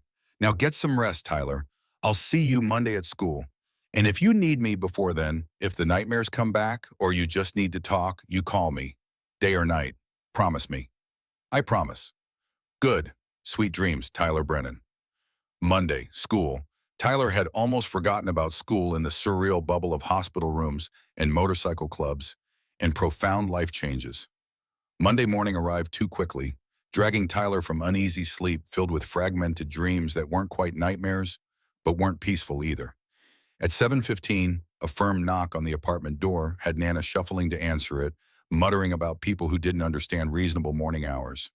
Tyler heard familiar voices and emerged from his bedroom to find Gunnar and Blaze standing in their small living room, looking massive and out of place among Nana's delicate furniture and religious icons. Morning, kid, Gunnar rumbled, looking far too awake and alert for this ungodly hour. We're your ride to school today. I can take the bus, Tyler protested weakly. You don't need to. You could take the bus, Blaze interrupted, his sharp eyes glinting with something like amusement. Or you could show up in style. Make a statement. Let everyone know things have changed, your choice in Ireland. Tyler looked at Nana, who simply shrugged and pushed a thermos of coffee into his hands. Go with them. Be safe. Make me proud. 30 minutes later, Tyler walked through the front gates of Riverside High School, flanked by 2 massive bikers in full cuts, their motorcycles idling at the curb behind them like chrome and steel dragons, engines rumbling in a way that made nearby car alarms whimper. Every head turned, every single head. The quad, normally buzzing with a chaotic energy, of pre-class socializing fell silent as Tyler crossed toward the main building. The kind of silence that happens when something impossible is occurring, when reality has shifted in a fundamental way. He saw Melissa Park's jaw literally drop open, saw Kevin Tran stop mid-step and nearly walk into a trash can, saw Cade Morrison and his football buddies freeze like deer caught in headlights, their faces going pale with what Tyler recognized as fear. Whispers erupted in their wake like wildfire spreading through dry brush. Is that Tyler Brennan with bikers? Are those ironclad kings? Holy shit, is he in a gang now? Did you see his jacket? What happened to him? Gunnar walked Tyler right to the main office, ignoring the stares, and whispers his massive hand, hovering protectively near Tyler's shoulder without actually touching, aware of the healing wounds, careful not to cause pain. You good from here? Gunnar asked when they reached the office doors. Yeah, thanks for the ride. I appreciate it. Anytime, kid. Anytime at all. Gunnar's gaze swept the hallway with the practiced assessment of someone trained to identify threats, his eyes landing on Cade's group with laser focus. His expression didn't change, but something in his posture did. A subtle shift that somehow broadcast across the distance. I see you. I know you. And I will remember your face. Cade went even paler if that was possible. After Gunnar and Blaze left engines roaring loud enough to rattle the windows and set off 2 more car alarms in the parking lot, and Tyler stood in the hallway acutely aware of every eye on him, every whispered conversation, every stare. Holy shit, Brennan. Kevin Tran approached cautiously like Tyler might suddenly explode into violence. Are you in a gang now? Like for real? No, Tyler said, truthfully adjusting his backpack. I'm not in a gang. I'm just friends with some people who ride motorcycles. Those weren't just people who ride motorcycles. Those were ironclad kings. My dad works in insurance and he says they're... Kevin lowered his voice to a whisper. They're dangerous. Like seriously dangerous. Like organized crime, dangerous. They're loyal, Tyler corrected, his voice firm. They protect their people. There's a difference between dangerous and loyal, Kevin. An important difference. Before Kevin could respond, before the conversation could continue down that road, Rachel appeared at Tyler's locker like she'd been waiting for exactly this moment. She wore black jeans and a gray sweater, her hair pulled back in a ponytail, her usual "don't fuck with me" expression firmly in place. But when she saw Tyler, when their eyes met across the crowded hallway, her face transformed. A genuine smile that lit up her features and made his heart do complicated acrobatic maneuvers in his chest. You came, she said, and there was relief in her voice. I wasn't sure if you'd be ready to come back so soon. Had to. Mrs. Chen's calculus homework won't do itself. And apparently if I miss any more school, my scholarship gets reviewed. Walk me to class, Rachel asked, and it was barely a question. They fell into step together, and Tyler felt a shift in the atmosphere like a physical pressure change. Rachel Valentine, mysterious transfer student girl who'd rejected every social overture since arriving untouchable ice queen, was walking with Tyler Brennan, smiling at him, acting like they were friends. More than friends. The whispers intensified. Tyler caught fragments as they passed, saved her life. Took bullets. Those scars on his back, his family now. At Rachel's first period classroom, she paused with her hand on the doorframe. Lunch, sure, where her smile turned mischievous, almost wicked. Cafeteria, center table, let's give them something to really talk about. Let's make it official. Lunchtime at Riverside High was a carefully orchestrated social hierarchy that had been established and refined over decades. The popular kids athletes, cheerleaders, student council, anyone who mattered, ruled the center tables with iron fists and cutting remarks. The nerds claimed the corner by the windows where the light was good for reading. The art kids took over the tables near the vending machines where they could sketch during lunch. The band kids had their section, the theater kids had theirs.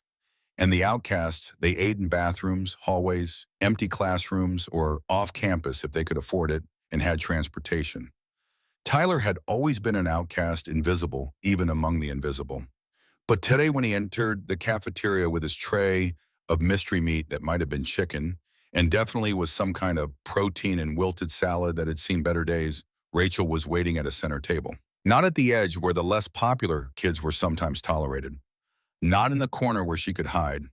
Dead center, right in the middle of the social hierarchy where everyone could see, where the most popular kids sat, where Cade Morrison usually held court. She'd saved him a seat directly beside her. Tyler hesitated for just a moment. This was Cade Morrison territory. This was social suicide. This was you coming or not. Rachel called out loud enough for half the cafeteria to hear her voice carrying across the space with absolute confidence. Fuck it, Tyler thought. He'd already taken bullets. High school politics seemed pretty tame and manageable in comparison. He sat down beside her. The cafeteria erupted in whispers and shocked stares. Ignore them, Rachel said calmly, stealing a French fry from his tray with the casual intimacy of someone who'd done it 100 times before. They'll get over it, or they won't. Either way, who cares? Will they get over it? Probably not, but that's their problem, not ours. She leaned in conspiratorially, her gray eyes bright with something Tyler was learning to recognize as mischief. Want to hear something funny? Always. Cade Morrison's dad got a visit from my dad yesterday afternoon. Mr. Morrison Sr. works in construction. Morrison and Sons, pretty big company around here. They do a lot of business with firms that have connections to the club, with people who owe my dad favors. Rachel's smile was sharp as broken glass. My dad didn't threaten him or anything overt. Nothing actionable. He just mentioned very casually, very politely, that his daughter had made a friend at school, a friend named Tyler Brennan, a friend who deserved to be treated with respect and kindness, and how disappointed he'd be if anything negative happened to that friend. Tyler blinked. Rachel. Funny thing happened right after that meeting. Mr. Morrison called Cade, directly pulled him out of football practice. Had a long, intense conversation about bullying and consequences and how the world really works. About how some people are under protection and you don't fuck with them. About respect and choices in the future. Her eyes sparkled. Cade apparently got very pale and very quiet and very agreeable. As if summoned by the mention of his name, Cade Morrison appeared at their table. But this wasn't the swaggering asshole who'd shoved Tyler into lockers for 2 years, who'd dumped his backpack in toilets, who'd made his life a daily exercise in survival and humiliation.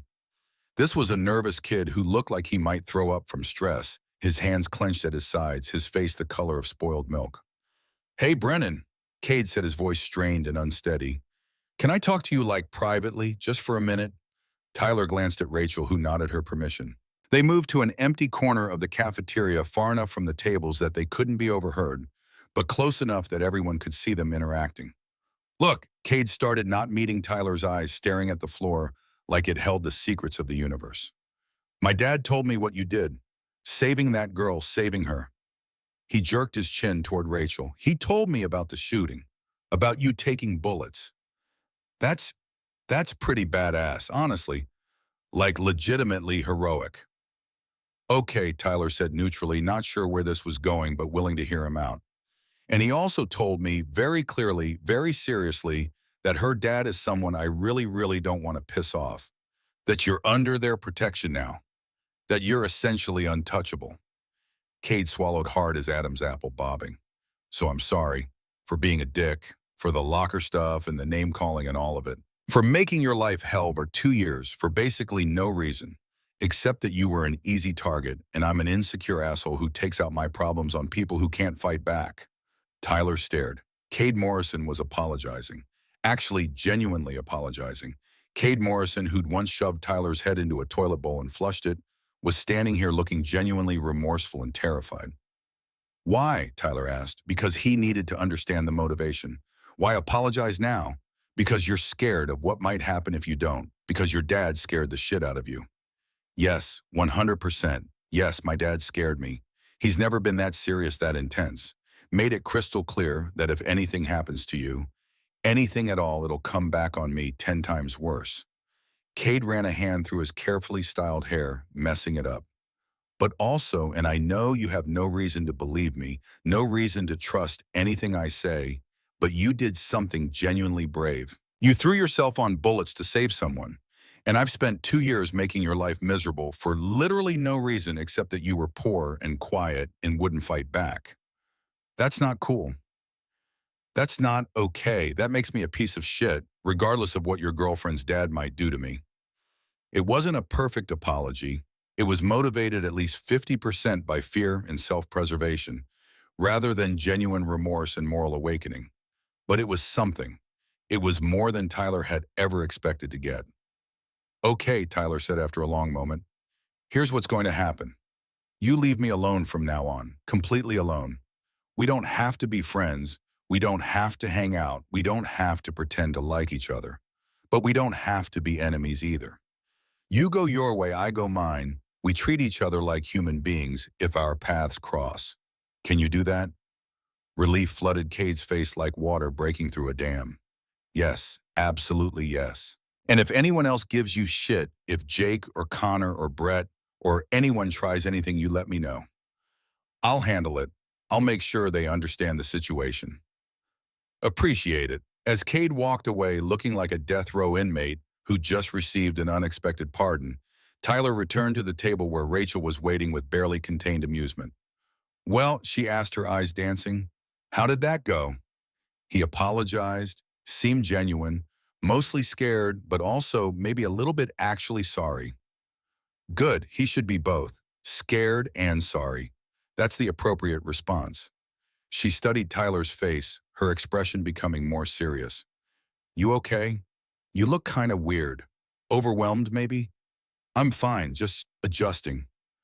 To what specifically? To people being afraid of me, or being nice to me because they're afraid of your dad? To all of this.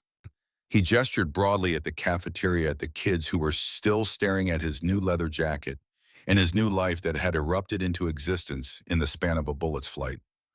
4 days ago, I was invisible. Now everyone's staring. Everyone knows my name. Everything's different. Rachel's expression softened with understanding and something that might have been guilt. I know it's a lot. Trust me, I know. Growing up as Marcus Garrett's daughter taught me exactly what it's like to have people's perception of you change because of circumstances outside your control. But you'll get used to it. You'll adapt. Humans are incredibly adaptable. Well, though, you saved my life, Tyler. That changed things. For both of us. Changed everything fundamentally. She took his hand under the table where no one else could see her fingers warm and solid and real. But some changes are good. Some changes are worth it. Looking at her, at this girl who'd brought chaos and danger and belonging and purpose into his carefully invisible life, who'd gone from a lonely stranger at a diner to someone holding his hand and defending him and caring about him, Tyler found himself nodding. Yeah, he said, meaning it from his core. Some changes are definitely good, worth everything. The rest of the day passed in a surreal haze of attention Tyler had never experienced before. Teachers who'd never called on him suddenly knew his name. Students who'd looked through him for 2 years, now moved out of his way in the halls, gave him space, treated him with something between respect and fear. His locker, which had been vandalized or broken into at least a dozen times, remained untouched. Tyler Brennan was visible now, undeniably, unavoidably visible. And he wasn't entirely sure how he felt about that. Physical therapy was hell incarnate.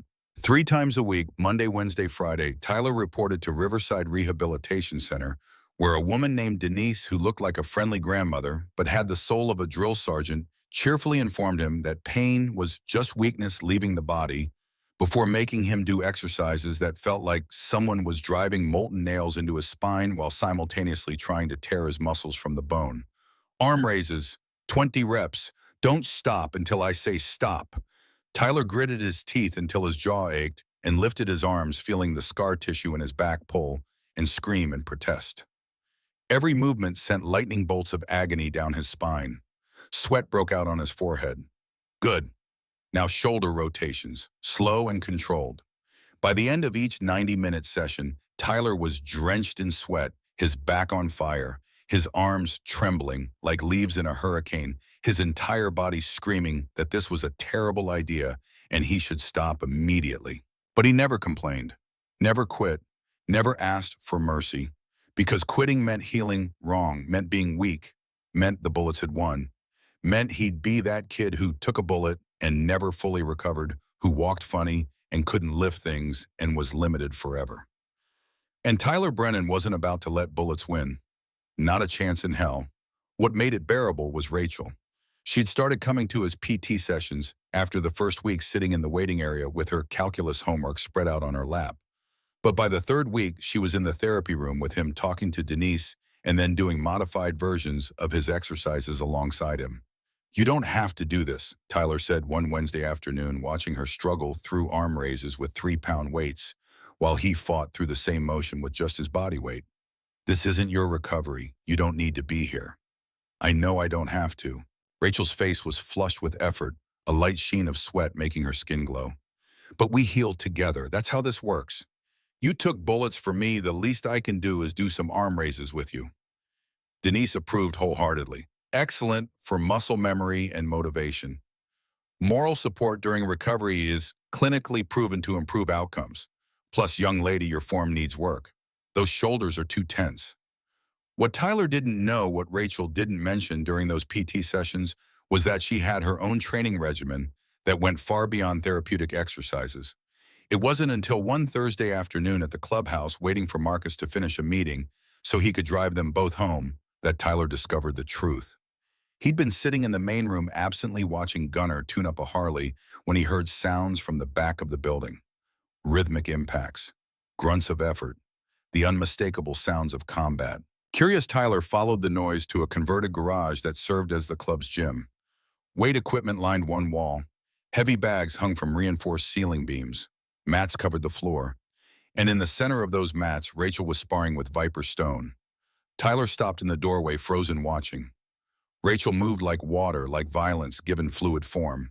She ducked under Viper's punch, pivoted on her back foot, and drove her knee toward his midsection. Viper blocked, but she'd anticipated that was already transitioning into an elbow strike that he barely deflected. They separated, circled, came together again. Viper swept her legs. Rachel went down but controlled the fall. Rolled, came up in a defensive stance, her hands positioned perfectly for maximum efficiency and minimum wasted motion. Good, Viper said, his voice carrying the first hint of approval Tyler had ever heard from the silent enforcer. But you telegraphed that elbow. Tightened your shoulder half a second too early. Against someone trained, that's death. Again, Rachel demanded, not even breathing hard. They reset and went again. Viper moved with economical precision, each strike calculated, testing her defenses, pushing her limits. Rachel matched him move for move, her training evident in every block and counter. This wasn't casual self-defense. This was serious martial arts training. Years of practice distilled into muscle memory and instinct. After several more exchanges, Viper called a break. That's when Rachel noticed Tyler watching from the doorway, his jaw hanging open slightly. How long have you been standing there? She asked, grabbing a towel to wipe sweat from her face. Long enough to realize I had no idea you could do that. Tyler gestured vaguely at the mats at the evidence of her skill. That was, you're really good. Like scary good. Krav Maga since I was 12. Dad insisted. Rachel shrugged like it was no big deal, like being able to take down a man twice her size was just normal. When you grow up as an MC princess, you learn to defend yourself, or you become a target. I chose to learn. Your girlfriend's scary kid, Gunnar commented from behind Tyler, making him jump. The big man had appeared silently, which should have been impossible for someone his size. In the best possible way. Saw her take down a prospect twice her size last month. Kid didn't know what hit him. Tyler looked at Rachel with new eyes, seeing dimensions he'd somehow missed. The girl who'd seemed so vulnerable, who he'd thrown himself over to protect, could apparently handle herself better than most people. Why didn't you tell me, he asked. Because it never came up. Because you've been focused on your recovery. Because I didn't want you to think I didn't need saving that day. Rachel's expression was complicated, hard to read. I saw the gun, Tyler. Saw it emerge from the car window.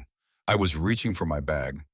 I carry pepper spray and a knife, always have, but there wasn't time. Even with all my training, I wasn't fast enough. You were, you didn't hesitate. That matters more than whether I can throw a punch. Tyler nodded slowly, processing this new information, adding it to his growing understanding of who Rachel Valentine really was. Not just an MC princess, not just a lonely girl at a diner, a trained fighter, a survivor, someone as complicated and layered as the world she'd grown up in. Want to learn? Viper asked suddenly, his dark eyes fixed on Tyler. Basic self-defense, street fighting, how to protect yourself when backup isn't coming. My back. We'll work around it, modified training, building core strength, learning technique over power. Viper's expression was unreadable. You got lucky once. Next time you might not have someone watching over you. Need to be able to handle yourself. Tyler looked at Rachel, who nodded encouragingly, then at Gunnar, who gave a thumbs up, then back at Viper. Yeah, Tyler said. Yeah, I want to learn. Good. We start tomorrow after your PT session. Be ready. And so Tyler's afternoons fell into a new rhythm. School where he was no longer invisible. PT with Denise 3 times a week, Rachel beside him. The clubhouse most evenings where he'd work with Viper on basic self-defense, while his back healed, learning how to fall without hurting himself, how to block efficiently, how to use an attacker's momentum against them. Blaze continued their chess lessons, each game a masterclass in strategy and thinking ahead. Life's not about the piece you take now, Blaze would say, moving his bishop. It's about the position you create for later.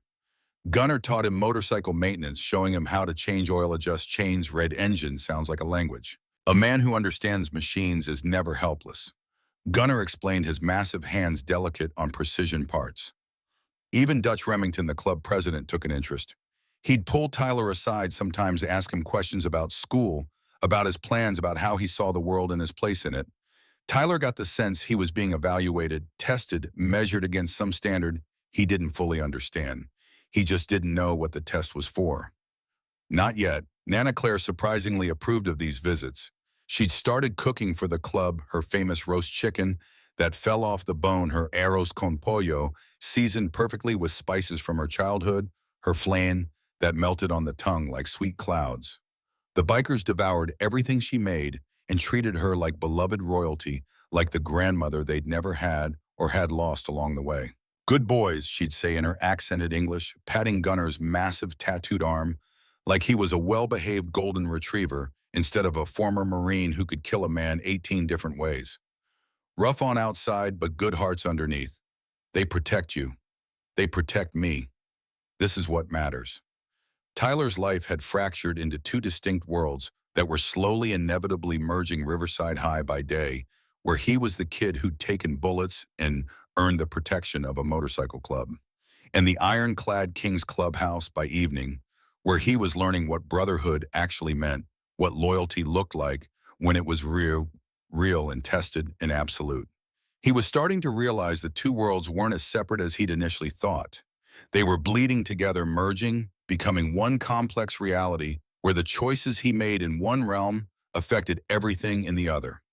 4 weeks after the shooting, Marcus called Tyler to the clubhouse for a meeting. Not a casual visit, not a training session. A formal summons delivered by Gunnar with unusual gravity. War room. Gunnar said, his expression more serious than usual. Steele wants you there. Important shit. Real important. The war room was exactly what it sounded like, a converted office with maps of the city pinned to walls, surveillance photographs tacked to corkboards with red string, connecting them like a conspiracy theorist's fever dream, and a large table where the club's leadership gathered to discuss business, both legal and otherwise. Tyler had never been invited inside before. Prospects weren't allowed. Hang-arounds never saw it. Even some patch members didn't have access to this inner sanctum where the real decisions were made. When he entered, Tyler found Marcus, Dutch, Blaze, Viper, and 3 other members he recognized but didn't know well. The table was covered with photographs spread out like cards in some deadly game. Men, cars, buildings, locations marked on maps, the Scorpions.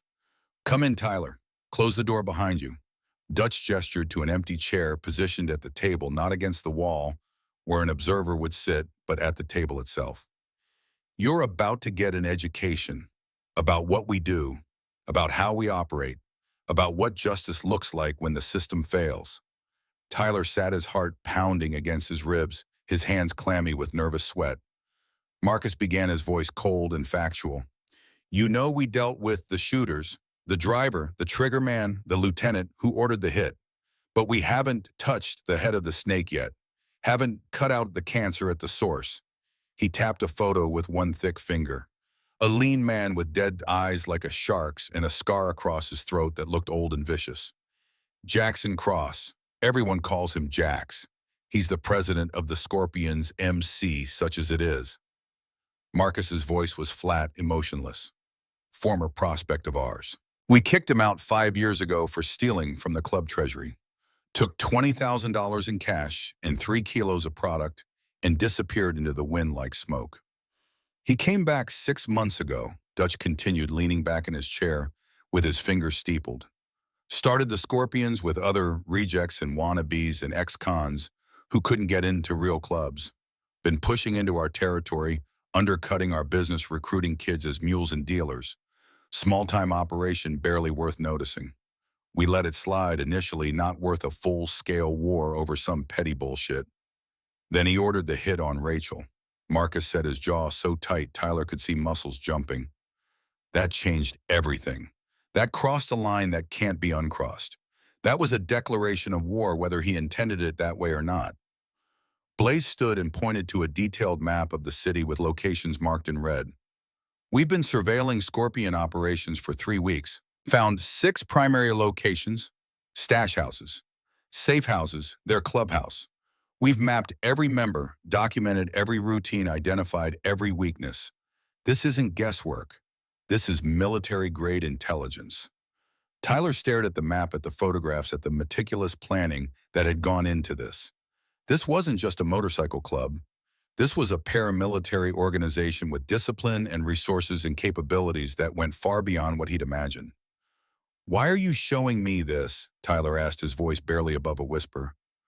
"Why am I here? I'm not a member. I'm not patched. I'm just—" "Your family," Dutch interrupted firmly. "You saved Steele's daughter. You took bullets meant for her. That makes you family, and family deserves to know what happens next. Deserves to understand what we do and why we do it." Marcus leaned forward, his dark eyes boring into Tyler's. "We're moving tonight, hitting all 6 locations simultaneously. We'll dismantle the Scorpions piece by piece, location by location, member by member. Take their money, their product, their power, their credibility. And Jax," his smile was colder than Arctic ice, "Jax is going to disappear. Permanently." Tyler's mouth went dry as sand. "You're going to kill him. I'm going to make absolutely certain he never threatens my family again." Marcus's voice was flat, final. "Does that bother you? Does that conflict with your moral framework? I need to know now before we go further." Tyler thought about Rachel's screams, about Nana sleeping peacefully because she knew the Kings were protecting them, about walking through school without fear, about being able to exist without constantly looking over his shoulder. He thought about the Scorpions, about what they'd done, about what they might do again if left unchecked. And he thought about justice, about what it meant, about whether it always came from courts and lawyers and systems that were slow and imperfect and often failed the people who needed them most. "No," he said quietly, meeting Marcus's eyes directly. "It doesn't bother me." "Good answer. Honest answer." Marcus nodded approval. "Because you're coming along tonight, not to fight, you're still healing and you're not trained for combat, but to witness, to understand what it means to be under the King's protection, to see what we do for family." Tyler's pulse skipped. "I'm going with you to the operation. To observe, to learn, to understand." Marcus's hand landed on Tyler's shoulder, heavy and warm. "This is what we do for family, Tyler. This is what that word means in our world. Blood and loyalty and absolute protection. You need to see that, need to understand what you're part of now." But before the assault could happen, before the carefully planned operation could launch, everything changed in a way no one had anticipated. Tyler was at the clubhouse the next afternoon, a Friday, helping Gunnar tune up a Harley Sportster, learning how to adjust the carburetor for optimal performance, when Blaze burst into the garage, moving faster than Tyler had ever seen him move. "We got a serious problem. Finn's missing." Gunnar's head snapped up, grease-stained hands freezing mid-motion. "Missing how? Define missing." "Haven't seen him in 2 days. Not answering his phone, not at his apartment, not at any of his usual spots." And Blaze's sharp eyes were troubled. "I was going over the surveillance photos again, looking for patterns. Finn's been in the background of almost every sensitive conversation we've had about the Scorpion operation. Every single one. The implication hung in the air like poison gas, thick and choking. Finn was a prospect, young, eager, about 20 years old. He'd been hanging around for 6 months doing grunt work, proving himself worthy of consideration for a patch someday. Prospects saw things, heard things, had access to information that civilians never got. Tyler felt his stomach drop like an anchor. You think he's feeding them information. You think he's the leak. I think it's suspicious as hell, Blaze said grimly, pulling out his phone and showing photos on the screen. Look, War Room meeting March 2nd, Finn's visible in the doorway. Parking lot discussion about Rachel's security, March 5th, Finn's working on a bike 15 feet away. Kitchen conversation about timing for the assault, Finn's getting a beer from the fridge. Every single time. Marcus arrived within minutes, summoned by Gunner's urgent text. His face could have been carved from granite and rage. Explain now. Blaze did 3 minutes of evidence and timing and suspicious coincidences that added up to a pattern impossible to ignore. We need proof, Dutch said, arriving right behind Marcus, his silver hair catching the afternoon light. Can't move against a brother, even a prospect, without solid proof. That's our law. That's how we stay disciplined. Tyler stared at the photos spread across Gunner's workbench, his mind racing through possibilities and implications. Something nagged at him, some detail that didn't fit some piece of the puzzle that was slightly wrong. What if we test him? Tyler said suddenly, the idea crystallizing even as he spoke it.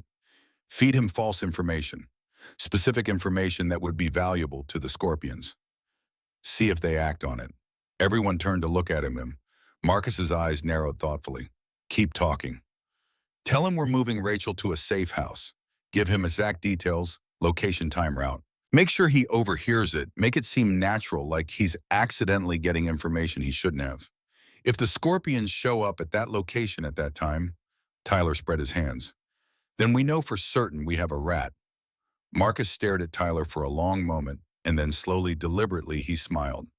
Smart kid, really fucking smart. Strategic thinking. Controlled test with definitive results. They set the trap that evening with theatrical precision. Made sure Finn was in the clubhouse. Made sure he was within earshot but not obviously listening. Marcus took a fake phone call in the main room, speaking loudly about moving Rachel to the safe house on Miller Road tomorrow morning, 6 a.m. sharp, small convoy, minimal security to avoid drawing attention. Then they waited, every nerve on edge, every sense heightened. Tyler barely slept that night. If he was wrong, he'd accuse an innocent man of betrayal. If he was right, someone had been feeding their enemies information for weeks, had potentially put Rachel's life in danger multiple times. At 5:30 a.m., Tyler's new phone rang. Gunner's voice was tight with controlled fury. Get to the clubhouse immediately. It happened. We were right. When Tyler arrived, still pulling on his jacket, the entire club was assembled in the main room, their faces grim as tombstones. And in the center of the room, zip-tied to a chair with professional efficiency, was Finn. His face was bruised, lips split and bleeding. But it was his eyes that told the real story. Defeated, terrified, ashamed, broken. The Scorpions hit Miller Road at 6 a.m. exactly. Marcus said, his voice deadly calm in the way that meant he was absolutely furious. Exactly where and when Finn heard us say Rachel would be. Except we weren't there. We were waiting 3 blocks away, watching them arrive, watching them realize they'd been set up.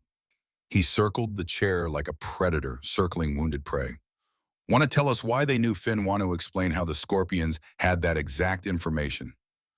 For a long moment, Finn said nothing. His head hung forward, blood dripping from his split lip onto his shirt. Then he broke completely, the words tumbling out in a rush. He has my sister. Finn's voice cracked like glass under pressure. Jax. He grabbed Kira 2 months ago. Just took her off the street when she was walking home from work. Said if I didn't feed him information about club operations, he'd kill her. He'd do things to her first, he said. Terrible things. Then he'd kill her slowly and make me watch. I didn't know what else to do. She's all I have. Our parents are dead. She's all the family I've got left in this world. Silence fell over the clubhouse like a heavy blanket, thick and suffocating. Tyler felt his anger deflate like a punctured tire. Finn wasn't a traitor motivated by greed or ambition or hatred. He was a desperate man trying to save his sister, caught between impossible choices, sacrificing everything to protect family. Where is she? Dutch asked, his tone gentler than Tyler expected. Where's Jax keeping her? Warehouse district on the east side. Old automotive place, been abandoned for years. He keeps her chained up, moves her every few days so I can't plan a rescue. I tried once, got close enough to see her through a window. Finn's voice broke completely. She's so thin, bruised, scared. I could see it in her eyes even from a distance. Tyler watched emotions flicker across Marcus's scarred face. Anger, calculation, something that might have been understanding or sympathy. Here's what's going to happen, Dutch said after a long pause, after exchanging looks with Marcus that communicated volumes without words. We're going to save your sister. Going to get her out of that warehouse, get her medical attention, make sure she's safe. Finn's head snapped up, hope and as disbelief warring in his eyes. You'll really save her after what I did, after I betrayed you. Then you are both leaving. Dutch continued, his voice firm, but not cruel. Tonight, the club will set you up in another state far from here. New identities if needed, enough money to start over somewhere safe. But you're done here. Forever. You're exiled. That's mercy, Finn. That's more than most traitors get. Don't waste it. Finn's head dropped again, tears streaming down his bruised face. Thank you. God, thank you. I'm so sorry. I'm so fucking sorry. But she's all I have. We understand, Marcus said, cutting off the apology. We understand exactly what you did and why you did it. Doesn't make it okay. Doesn't erase the betrayal. But we understand. He turned to Tyler, his expression unreadable. You wanted to see what justice looks like. This is it. Not everything gets solved with violence. Sometimes you solve the problem, cut your losses, and move on. That's strategy. That's discipline. Tyler nodded slowly, absorbing this lesson, understanding that the ironclad kings operated with more nuance and complexity than he'd initially understood. Violence when necessary, mercy when possible, pragmatism always. The rescue operation happened that night with the precision of a military strike. Tyler insisted on going. Marcus tried to argue, but Rachel, who'd shown up as soon as she heard what was happening, sided with Tyler.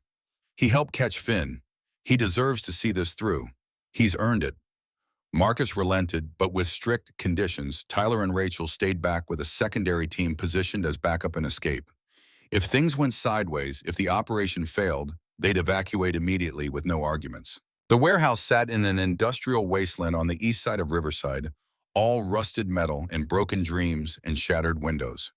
The Kings surrounded it with practiced efficiency, Team Alpha covering the front entrance, Team Bravo securing the back, Team Charlie positioned on elevated ground as overwatch and sniper support.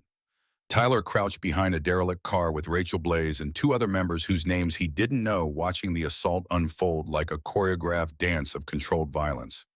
Gunnar led Team Alpha through the main entrance. Controlled, professional, no wasted movement, every action deliberate and practiced. Tyler heard shouts through the broken windows, a brief scuffle, the sound of flesh hitting flesh. Then Gunnar's voice over the radio they'd given Tyler. Package secured, 3 tangos down, non-lethal, no civilian casualties. Moving out now. 3 minutes later, they emerged carrying a young woman, Kira, early 20s, dangerously thin, to the point of starvation, bruised like she'd been beaten regularly and recently, but alive, conscious, breathing. Finn, watching from Viper's truck under guard, broke down completely when he saw her. The reunion happened in the parking lot, Finn cradling his sister, while both of them cried while the ironclad kings stood guard around them in a protective circle. Thank you, Finn kept saying, the words broken by sobs. Thank you, thank you, thank you. Don't thank us, Marcus said, his voice firm but not unkind. Thank the kid who figured out you were the leak, but also figured out why. His instinct saved your sister's life. Finn looked at Tyler with red, swollen eyes full of gratitude and shame. I'm sorry I put you in danger. Put Rachel in danger. Put everyone at risk. I couldn't let her die. I couldn't. Just take care of her, Tyler said quietly, nodding toward Kira, who was barely conscious, leaning heavily against her brother. Get her somewhere safe. Get her healthy. That's all that matters now. That's all that should matter. By dawn, Finn and Kira were gone. New names, new town, new lives, courtesy of the Ironclad King's extensive underground network of contacts and resources that stretched across the country. And Tyler had learned something crucial about the club, about Marcus, about the way this world actually worked. Justice wasn't black and white. It was complicated, nuanced, situation dependent. Sometimes brutal, sometimes merciful, always pragmatic. The Ironclad Kings weren't simple criminals or straightforward heroes. They were something more complex, operating in shades of gray that the outside world rarely saw or understood. And Tyler was beginning to understand that complexity, to see the world through their eyes, to appreciate the harsh logic that governed their decisions. With Finn gone and the leak plugged like a hole in a ship's hull, the operation against the Scorpions proceeded as planned. Tyler witnessed it from Marcus's truck, was watching through night vision binoculars as the coordinated assault unfolded with military precision across 6 locations simultaneously. Team after team called in success. Location Alpha secure. 8 Scorpions in custody transferred to law enforcement with evidence. Location Bravo clear. Product and cash seized. Location Charlie neutralized. No resistance. By midnight, 5 of 6 Scorpion locations had been systematically destroyed, like dominoes falling in sequence. Members were arrested with perfectly arranged evidence or scattered into the wind.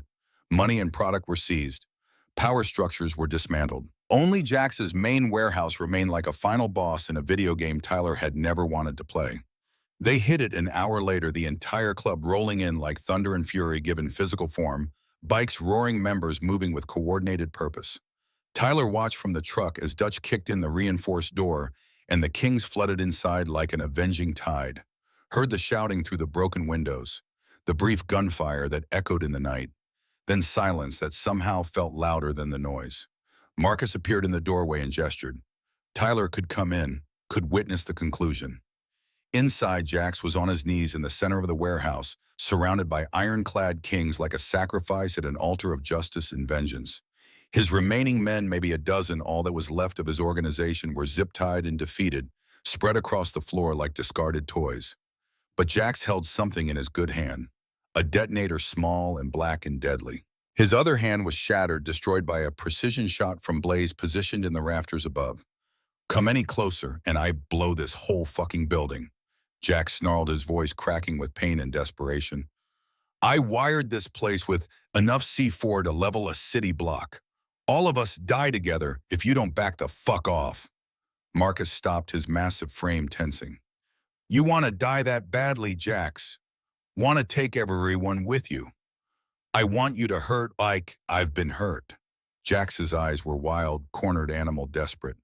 "Your precious MC brotherhood, your codes and your loyalty. It's all poison. It's all lies. You destroy everything you touch. We kicked you out for stealing from the club. Not you, them." Jax's eyes went distant, haunted, lost in some terrible memory. Different club, different state. 5 years ago, Montana, the Iron Wolves. They came to my house in the middle of the night, said I disrespected their territory, their business. I didn't even know who they were, what territory meant. I was just a mechanic trying to make a living.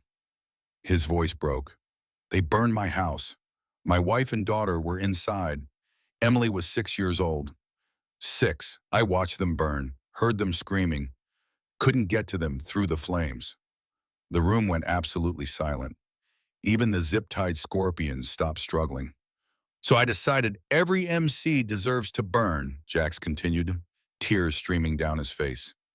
"Started with stealing from you, escalated to trying to take your daughter. If I can't have my family, why should you have yours? Why should any of you have anything?" Tyler felt Rachel tense beside him. She'd slipped in behind him despite orders to stay outside, and now she was staring at Jax with an expression Tyler couldn't quite read. "You became what you hated," Rachel said suddenly, her voice cutting through the tension. "The Iron Wolves targeted your innocent family. So you targeted me, another innocent girl. You became exactly what they were, the same everyday wearing different leather." Jax's eyes snapped to her, and for a moment, something human flickered across his face. Recognition, shame, understanding. "I'm sorry," Rachel continued, taking a step forward, despite Marcus's warning gesture. "I'm genuinely sorry for what happened to your family.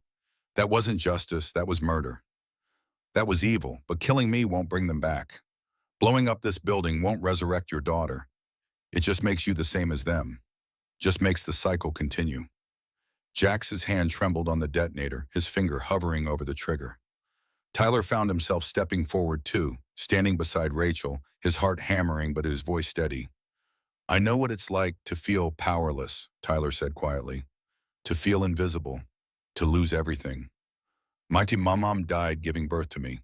I grew up poor with a grandmother who could barely afford food and medicine.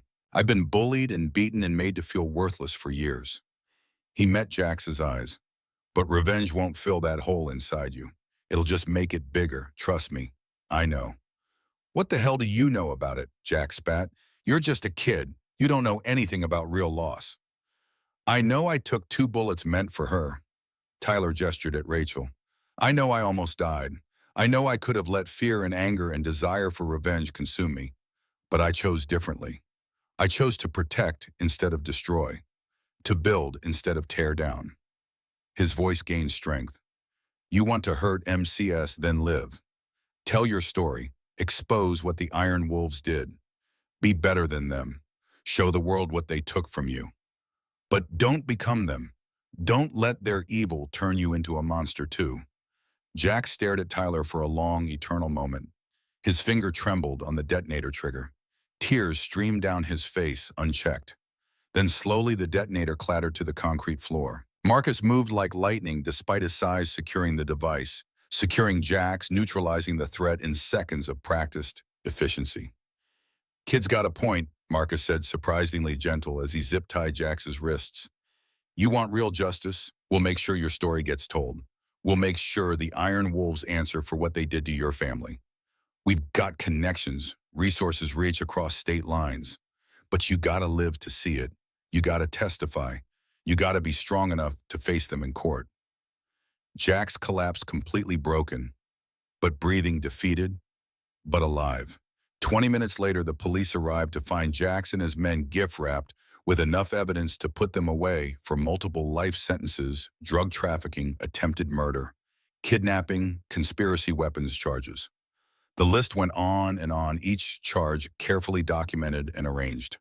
The ironclad kings were nowhere to be found when the sirens arrived, vanished like ghosts into the night.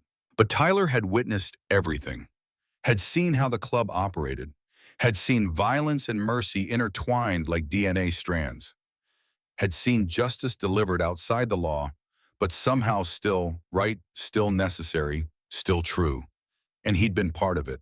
His words had stopped a suicide bombing. His instinct had caught a traitor. His presence had somehow mattered in ways he was only beginning to understand. As they rode back to the clubhouse in Marcus's truck, and the adrenaline slowly draining from Tyler's system, Marcus spoke.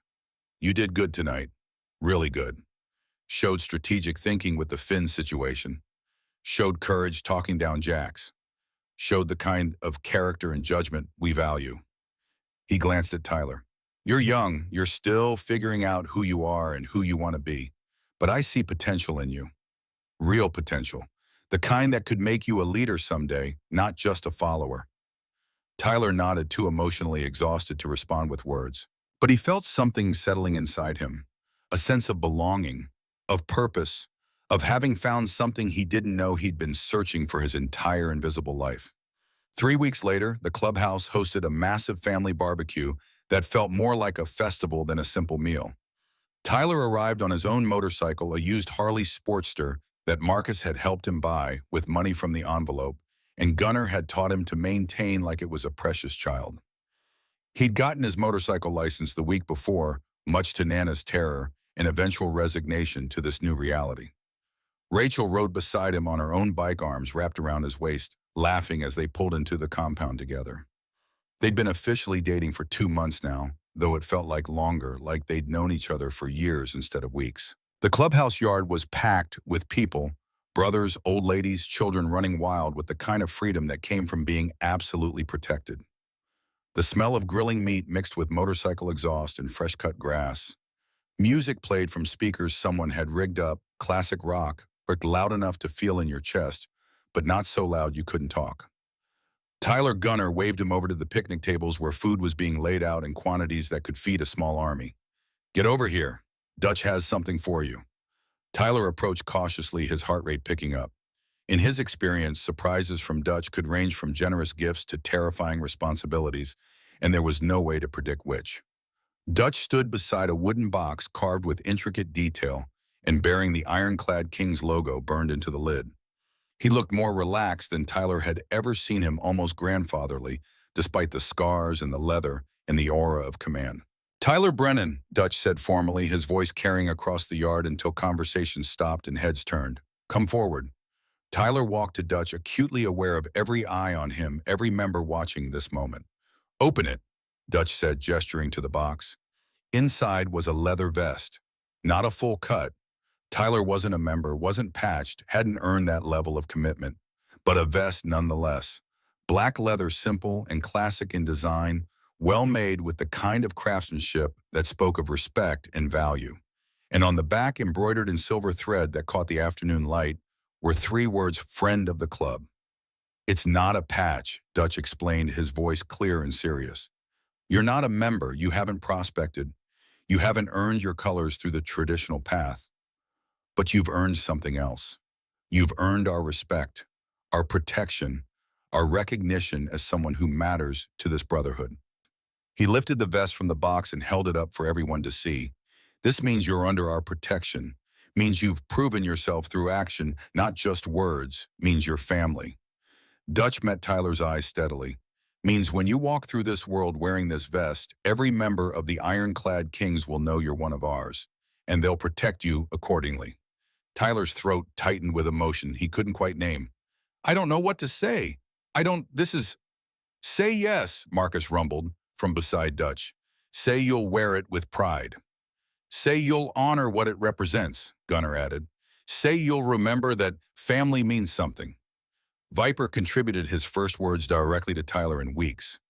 Tyler lifted the vest from the box, feeling its weight. Lighter than a full cut, but somehow heavier with meaning and expectation and responsibility. Yes, he said, his voice rough with emotion. Thank you. I'll wear it with pride. I'll honor it. Honor. I promise. Put it on, kid. Tyler slipped the vest over his leather jacket. It fit perfectly snug across his shoulders, the leather supple and comfortable and warm against his skin like it had been made specifically for him. The club erupted in cheers and applause. Gunner handed Tyler a root beer in a can, sweating with condensation. To Tyler Brennan, the kid with more balls than sense and a heart bigger than his brain. Everyone drank, even the children with their juice boxes, even Nana Claire, who'd been invited and had actually come raising her can of ginger ale with a smile. Even Rachel standing beside Tyler, with pride shining in her gray eyes, her hand finding his and squeezing tight. After the toast, after the cheering died down, Dutch called for attention again. Brothers, family, friends, we're here to vote on something important, something that will affect this club's future. The assembled members straightened, paying full attention to their president. Tyler Brennan has proven himself beyond any doubt.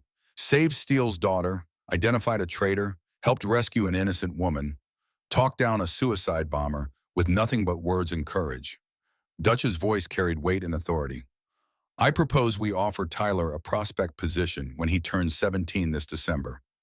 Give him the option to earn his patch if he chooses. No pressure, no expectations, just an open door to a future with the ironclad kings, if that's the path he wants to walk. Murmurs of agreement rippled through the crowd like wind through grass. But before Dutch could call for a formal vote, Tyler raised his hand, his heart pounding. Can I say something first? Dutch nodded, surprised but approving. Tyler stood acutely aware of every eye on him, every member watching, waiting to hear what he'd say. I'm honored, he began, his voice starting soft but gaining strength. More honored than I can possibly express. But I need to earn this properly. Not just because I took bullets, not just because I'm dating Steele's daughter, not because of one heroic moment or one good decision. He took a deep breath. So I'd like to propose something different. Let me work with the club on community programs. Let me help rebuild the neighborhood where I grew up. Let me work with at-risk kids, teach them there are better paths than the ones I almost followed. Show this town that MCs can build, not just destroy. that we can be a positive force, not just an intimidating presence. Tyler met Dutch's eyes, then Marcus's, then Gunner's. Let me prove I can be a leader, not just a follower. Let me earn the respect of this club through sustained action and commitment, not just one moment of bravery. Then when I turn 17 in December, when I've shown what I can really do, I'll be ready to prospect. I'll have earned it properly. Silence fell over the clubhouse yard, thick and absolute. Then Marcus started laughing, the genuine surprise sound that transformed his scarred face into something almost joyful. Kid just turned down a prospect offer to propose community service. You believe that shit? Dutch was grinning too wider than Tyler had ever seen. That's thinking like a president, not a prospect. That's leadership. He turned to the assembled club. All in favor of Tyler's counter-proposal community programs, youth outreach proving himself through sustained action and leadership. Every hand went up. Unanimous. Motion passes. Dutch clapped Tyler on the shoulder hard enough to make him stagger slightly. You just earned more respect in this club than some patch members have accumulated in years. Well done, son. Very well done indeed. The celebration continued into the evening, the sun setting in shades of gold and crimson, painting the clubhouse in warm light that made everything feel surreal and perfect. Tyler found himself talking with various club members throughout the night, hearing their stories, their journeys, their philosophies about life and brotherhood and what it meant to be part of something bigger than yourself. But the moment that mattered most came later, when Marcus pulled him aside for a private conversation away from the noise and laughter. They walked to the edge of the property where the fence met open fields, where the sounds of the party faded to background music. You know, Marcus said, staring out at the darkening sky, when Rachel was born, I made a promise to her mother. Promised I'd keep our daughter safe no matter what, no matter the cost, no matter what I had to do or who I had to become. Tyler listened, sensing this was important, that Marcus was sharing something he rarely spoke about. For 16 years, I've kept that promise. I've scared off boys who looked at her wrong. I've intimidated teachers who graded her unfairly. I've done questionable things, illegal things, violent things to protect her from a world that would hurt her if it could. Marcus turned to Tyler, his expression softer than usual. And then you showed up. This skinny kid I'd never met, throwing himself on bullets without hesitation or thought for his own safety. You know what I thought when I saw you in that hospital bed full of holes, barely alive, Marcus continued. I thought that's the kind of man I want my daughter to know. Someone who acts without thinking of himself first. Someone who sees what's right and does it, consequences be damned. Someone with real honor, not just words. Marcus pulled something from his pocket, a challenge coin, embossed with the ironclad King's logo, heavy and substantial. This is my personal coin. Only a handful exist in the world. You ever need anything at all, emergency or favor, or just help, you show this coin to any king anywhere in the country, and they'll help you. No questions asked. That's my word. That's my bond. Tyler took the coin, feeling its weight in his palm, understanding the gravity of what was being offered. Thank you, Marcus. I don't know what to say except thank you.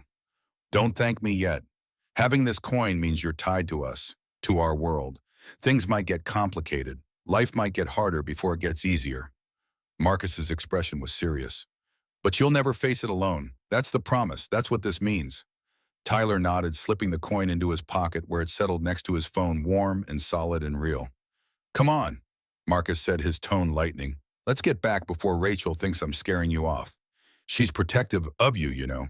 Threatened to learn every pressure point in the human body if I ever made you uncomfortable. Tyler laughed, and they walked back toward the light and laughter and family. As the party wound down, as families started departing and bikes roared to life, Tyler stood beside Rachel, watching the sun finally disappear below the horizon. You did good today, Rachel said softly, her hand finding his. Really good. Proposing the community service thing instead of just accepting the prospect offer that showed real character, real leadership. Dad was seriously impressed. I meant what I said. I want to earn it properly. I know you did. That's why it matters. She squeezed his hand. You're going to do amazing things, Tyler Brennan. I can feel it. You're going to change this club, change this neighborhood, maybe change this whole city. And I get to watch it happen. I get to be part of it. Tyler pulled her closer, wrapping his arm around her shoulders, feeling her warmth against his side. We're going to do it together, he corrected. This isn't just my journey, it's ours. As they stood there watching stars emerge in the darkening sky, Tyler thought about how far he'd come in just a few weeks. From invisible to unforgettable. From alone to surrounded by family. From victim to protector. His scars would never fade. The nightmares still came sometimes, though less frequently now. The memories of that day at Old Joe's Diner would stay with him forever. But so would the lessons he'd learned about courage and sacrifice, about family and loyalty, about justice and mercy, and the complicated gray areas between them. Tyler Brennan had thrown himself on bullets to save someone he barely knew. And in doing so, he'd saved himself, found himself, became himself. The invisible boy was gone forever, replaced by someone stronger, someone visible, someone who mattered. And that made all the difference in the world. 6 months' time jumped forward like a dream dissolving into morning light. Tyler, nearly 17, with his birthday approaching in December, pulled up to the new Riverside Community Center on his Harley Sportster. The engine purred beneath him like a contented cat, the sound echoing off the brick buildings that lined the street. Nana Claire rode on the back. She'd finally gotten comfortable with motorcycles after months of short trips and patient teaching. She still crossed herself before every ride and whispered prayers during acceleration, but she no longer gripped Tyler quite so tightly or screamed quite so loudly when he turned corners. The community center had been Tyler's vision brought to life through the ironclad King's resources and connections. A converted warehouse in the heart of Tyler's old neighborhood transformed into a safe space for kids who needed it. After-school programs that actually mattered. Homework help. Meals for kids whose homes didn't have food. Motorcycle maintenance classes that taught valuable skills while building confidence and self-reliance. Mentorship from club members who'd walked these same streets and survived worse. It was everything Tyler had proposed, everything he'd promised, made real through months of hard work and determination. Cade Morrison was there when Tyler arrived, volunteering with a group of middle schoolers, teaching them basic mechanics. Cade had undergone a complete transformation therapy community service, genuine remorse that went deeper than fear. He'd stopped being a bully and started being a human being. He and Tyler weren't exactly friends, but they'd found mutual respect, common ground, and wanting to make their community better. Rachel arrived moments later, parking her bike beside Tyler's with practiced ease. They'd been dating officially for 8 months now, had applied to the same local colleges, had plans to stay near family, because that's what mattered most to both of them. College applications stressed them out. SATs had been brutal, but they faced it together, studying side by side, supporting each other through panic and pressure. Marcus watched from his bike at the curb, pride evident on his scarred face despite his usual stoic expression. "My daughter chose well," he murmured to Dutch, who'd ridden over to check on the center's progress. "That kid's going places," Dutch agreed, his silver hair catching the afternoon light. "Mark my words, 10 years from now, he might be sitting in my chair. Might be leading this club into the future. Got the judgment for it. Got the character." "Nah," Marcus said with a rare smile. "He'll be wearing yours. He'll be president. I can see it already." Inside the center, Tyler stood in front of a group of kids ranging from 12 to 17 kids from his neighborhood, kids who reminded him of himself not long ago. Invisible, scared, surviving day to day without hope for anything better. "Nobody should have to be invisible," Tyler said, his voice carrying across the room, reaching every corner and every heart. "Nobody should eat alone or walk home afraid or feel like they don't matter. We're here to change that reality, to build something better than what we inherited. Together." He rolled up his sleeve, revealing the scars on his back to the kids who needed to see them, who needed to understand that he'd lived through real violence and survived. "I got these scars protecting someone I cared about, someone who mattered to me. They remind me every single day that courage isn't about being fearless or invincible.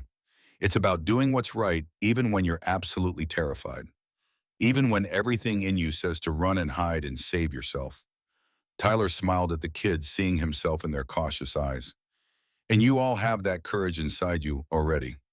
We're just going to help you find it, help you develop it, help you become the people you're meant to be instead of the people circumstances tried to force you to become." As the kids dispersed to their various activities and programs, Rachel slipped her hand into Tyler's, her presence a constant warmth beside him. "You're good at this," she said softly, her gray eyes bright with something that looked like love, making people feel seen, making them feel like they matter. It's a gift, Tyler, a real gift. Tyler looked around the community center at kids laughing instead of fighting, learning instead of destroying, connecting instead of isolating. At Gunner teaching motorcycle maintenance with surprising patience. At Viper quietly supervising to make sure everyone stayed safe. At Nana Claire organizing snacks with military precision and grandmotherly affection. At family in all its complicated, imperfect glory.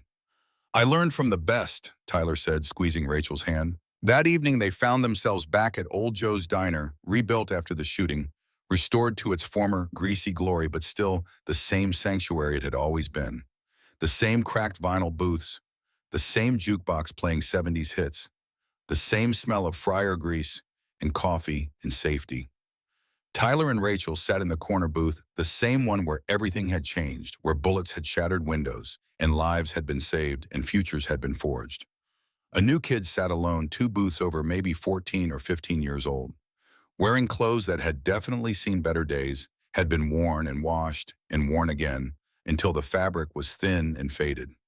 Eyes down, shoulders hunched, the universal body language of someone trying to be invisible. Tyler recognized himself in that posture, in that desperate attempt to occupy space without claiming it. He stood up, walked over. Hey, mind if we sit? Nobody should have to eat alone. The kid looked up, surprise and suspicion warring on his young face. Then he saw Tyler's vest, the embroidered words, friend of the club, saw Rachel's smile, saw kindness instead of cruelty. Yeah, the kid said quietly, his voice barely above a whisper.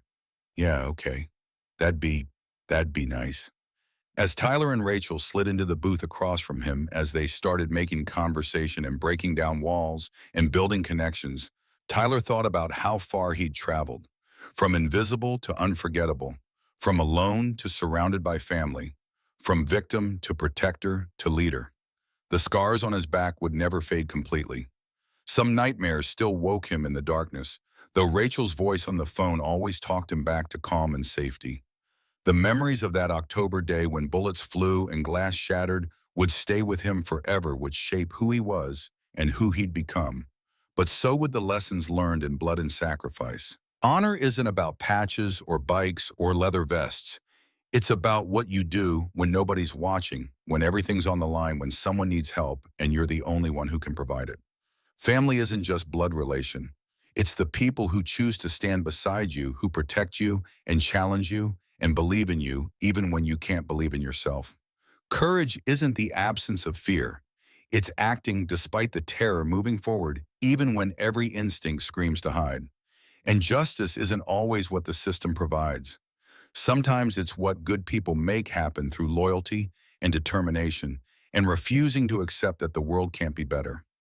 Tyler Brennan had learned those lessons by throwing himself on bullets to save a stranger who became family, by becoming visible when invisibility had been his only protection, by choosing to build instead of destroy, to protect instead of hurt, to lead instead of follow. Outside Old Joe's Diner, the sun set over Riverside in shades of amber and crimson, painting the world in warm light that promised tomorrow would come.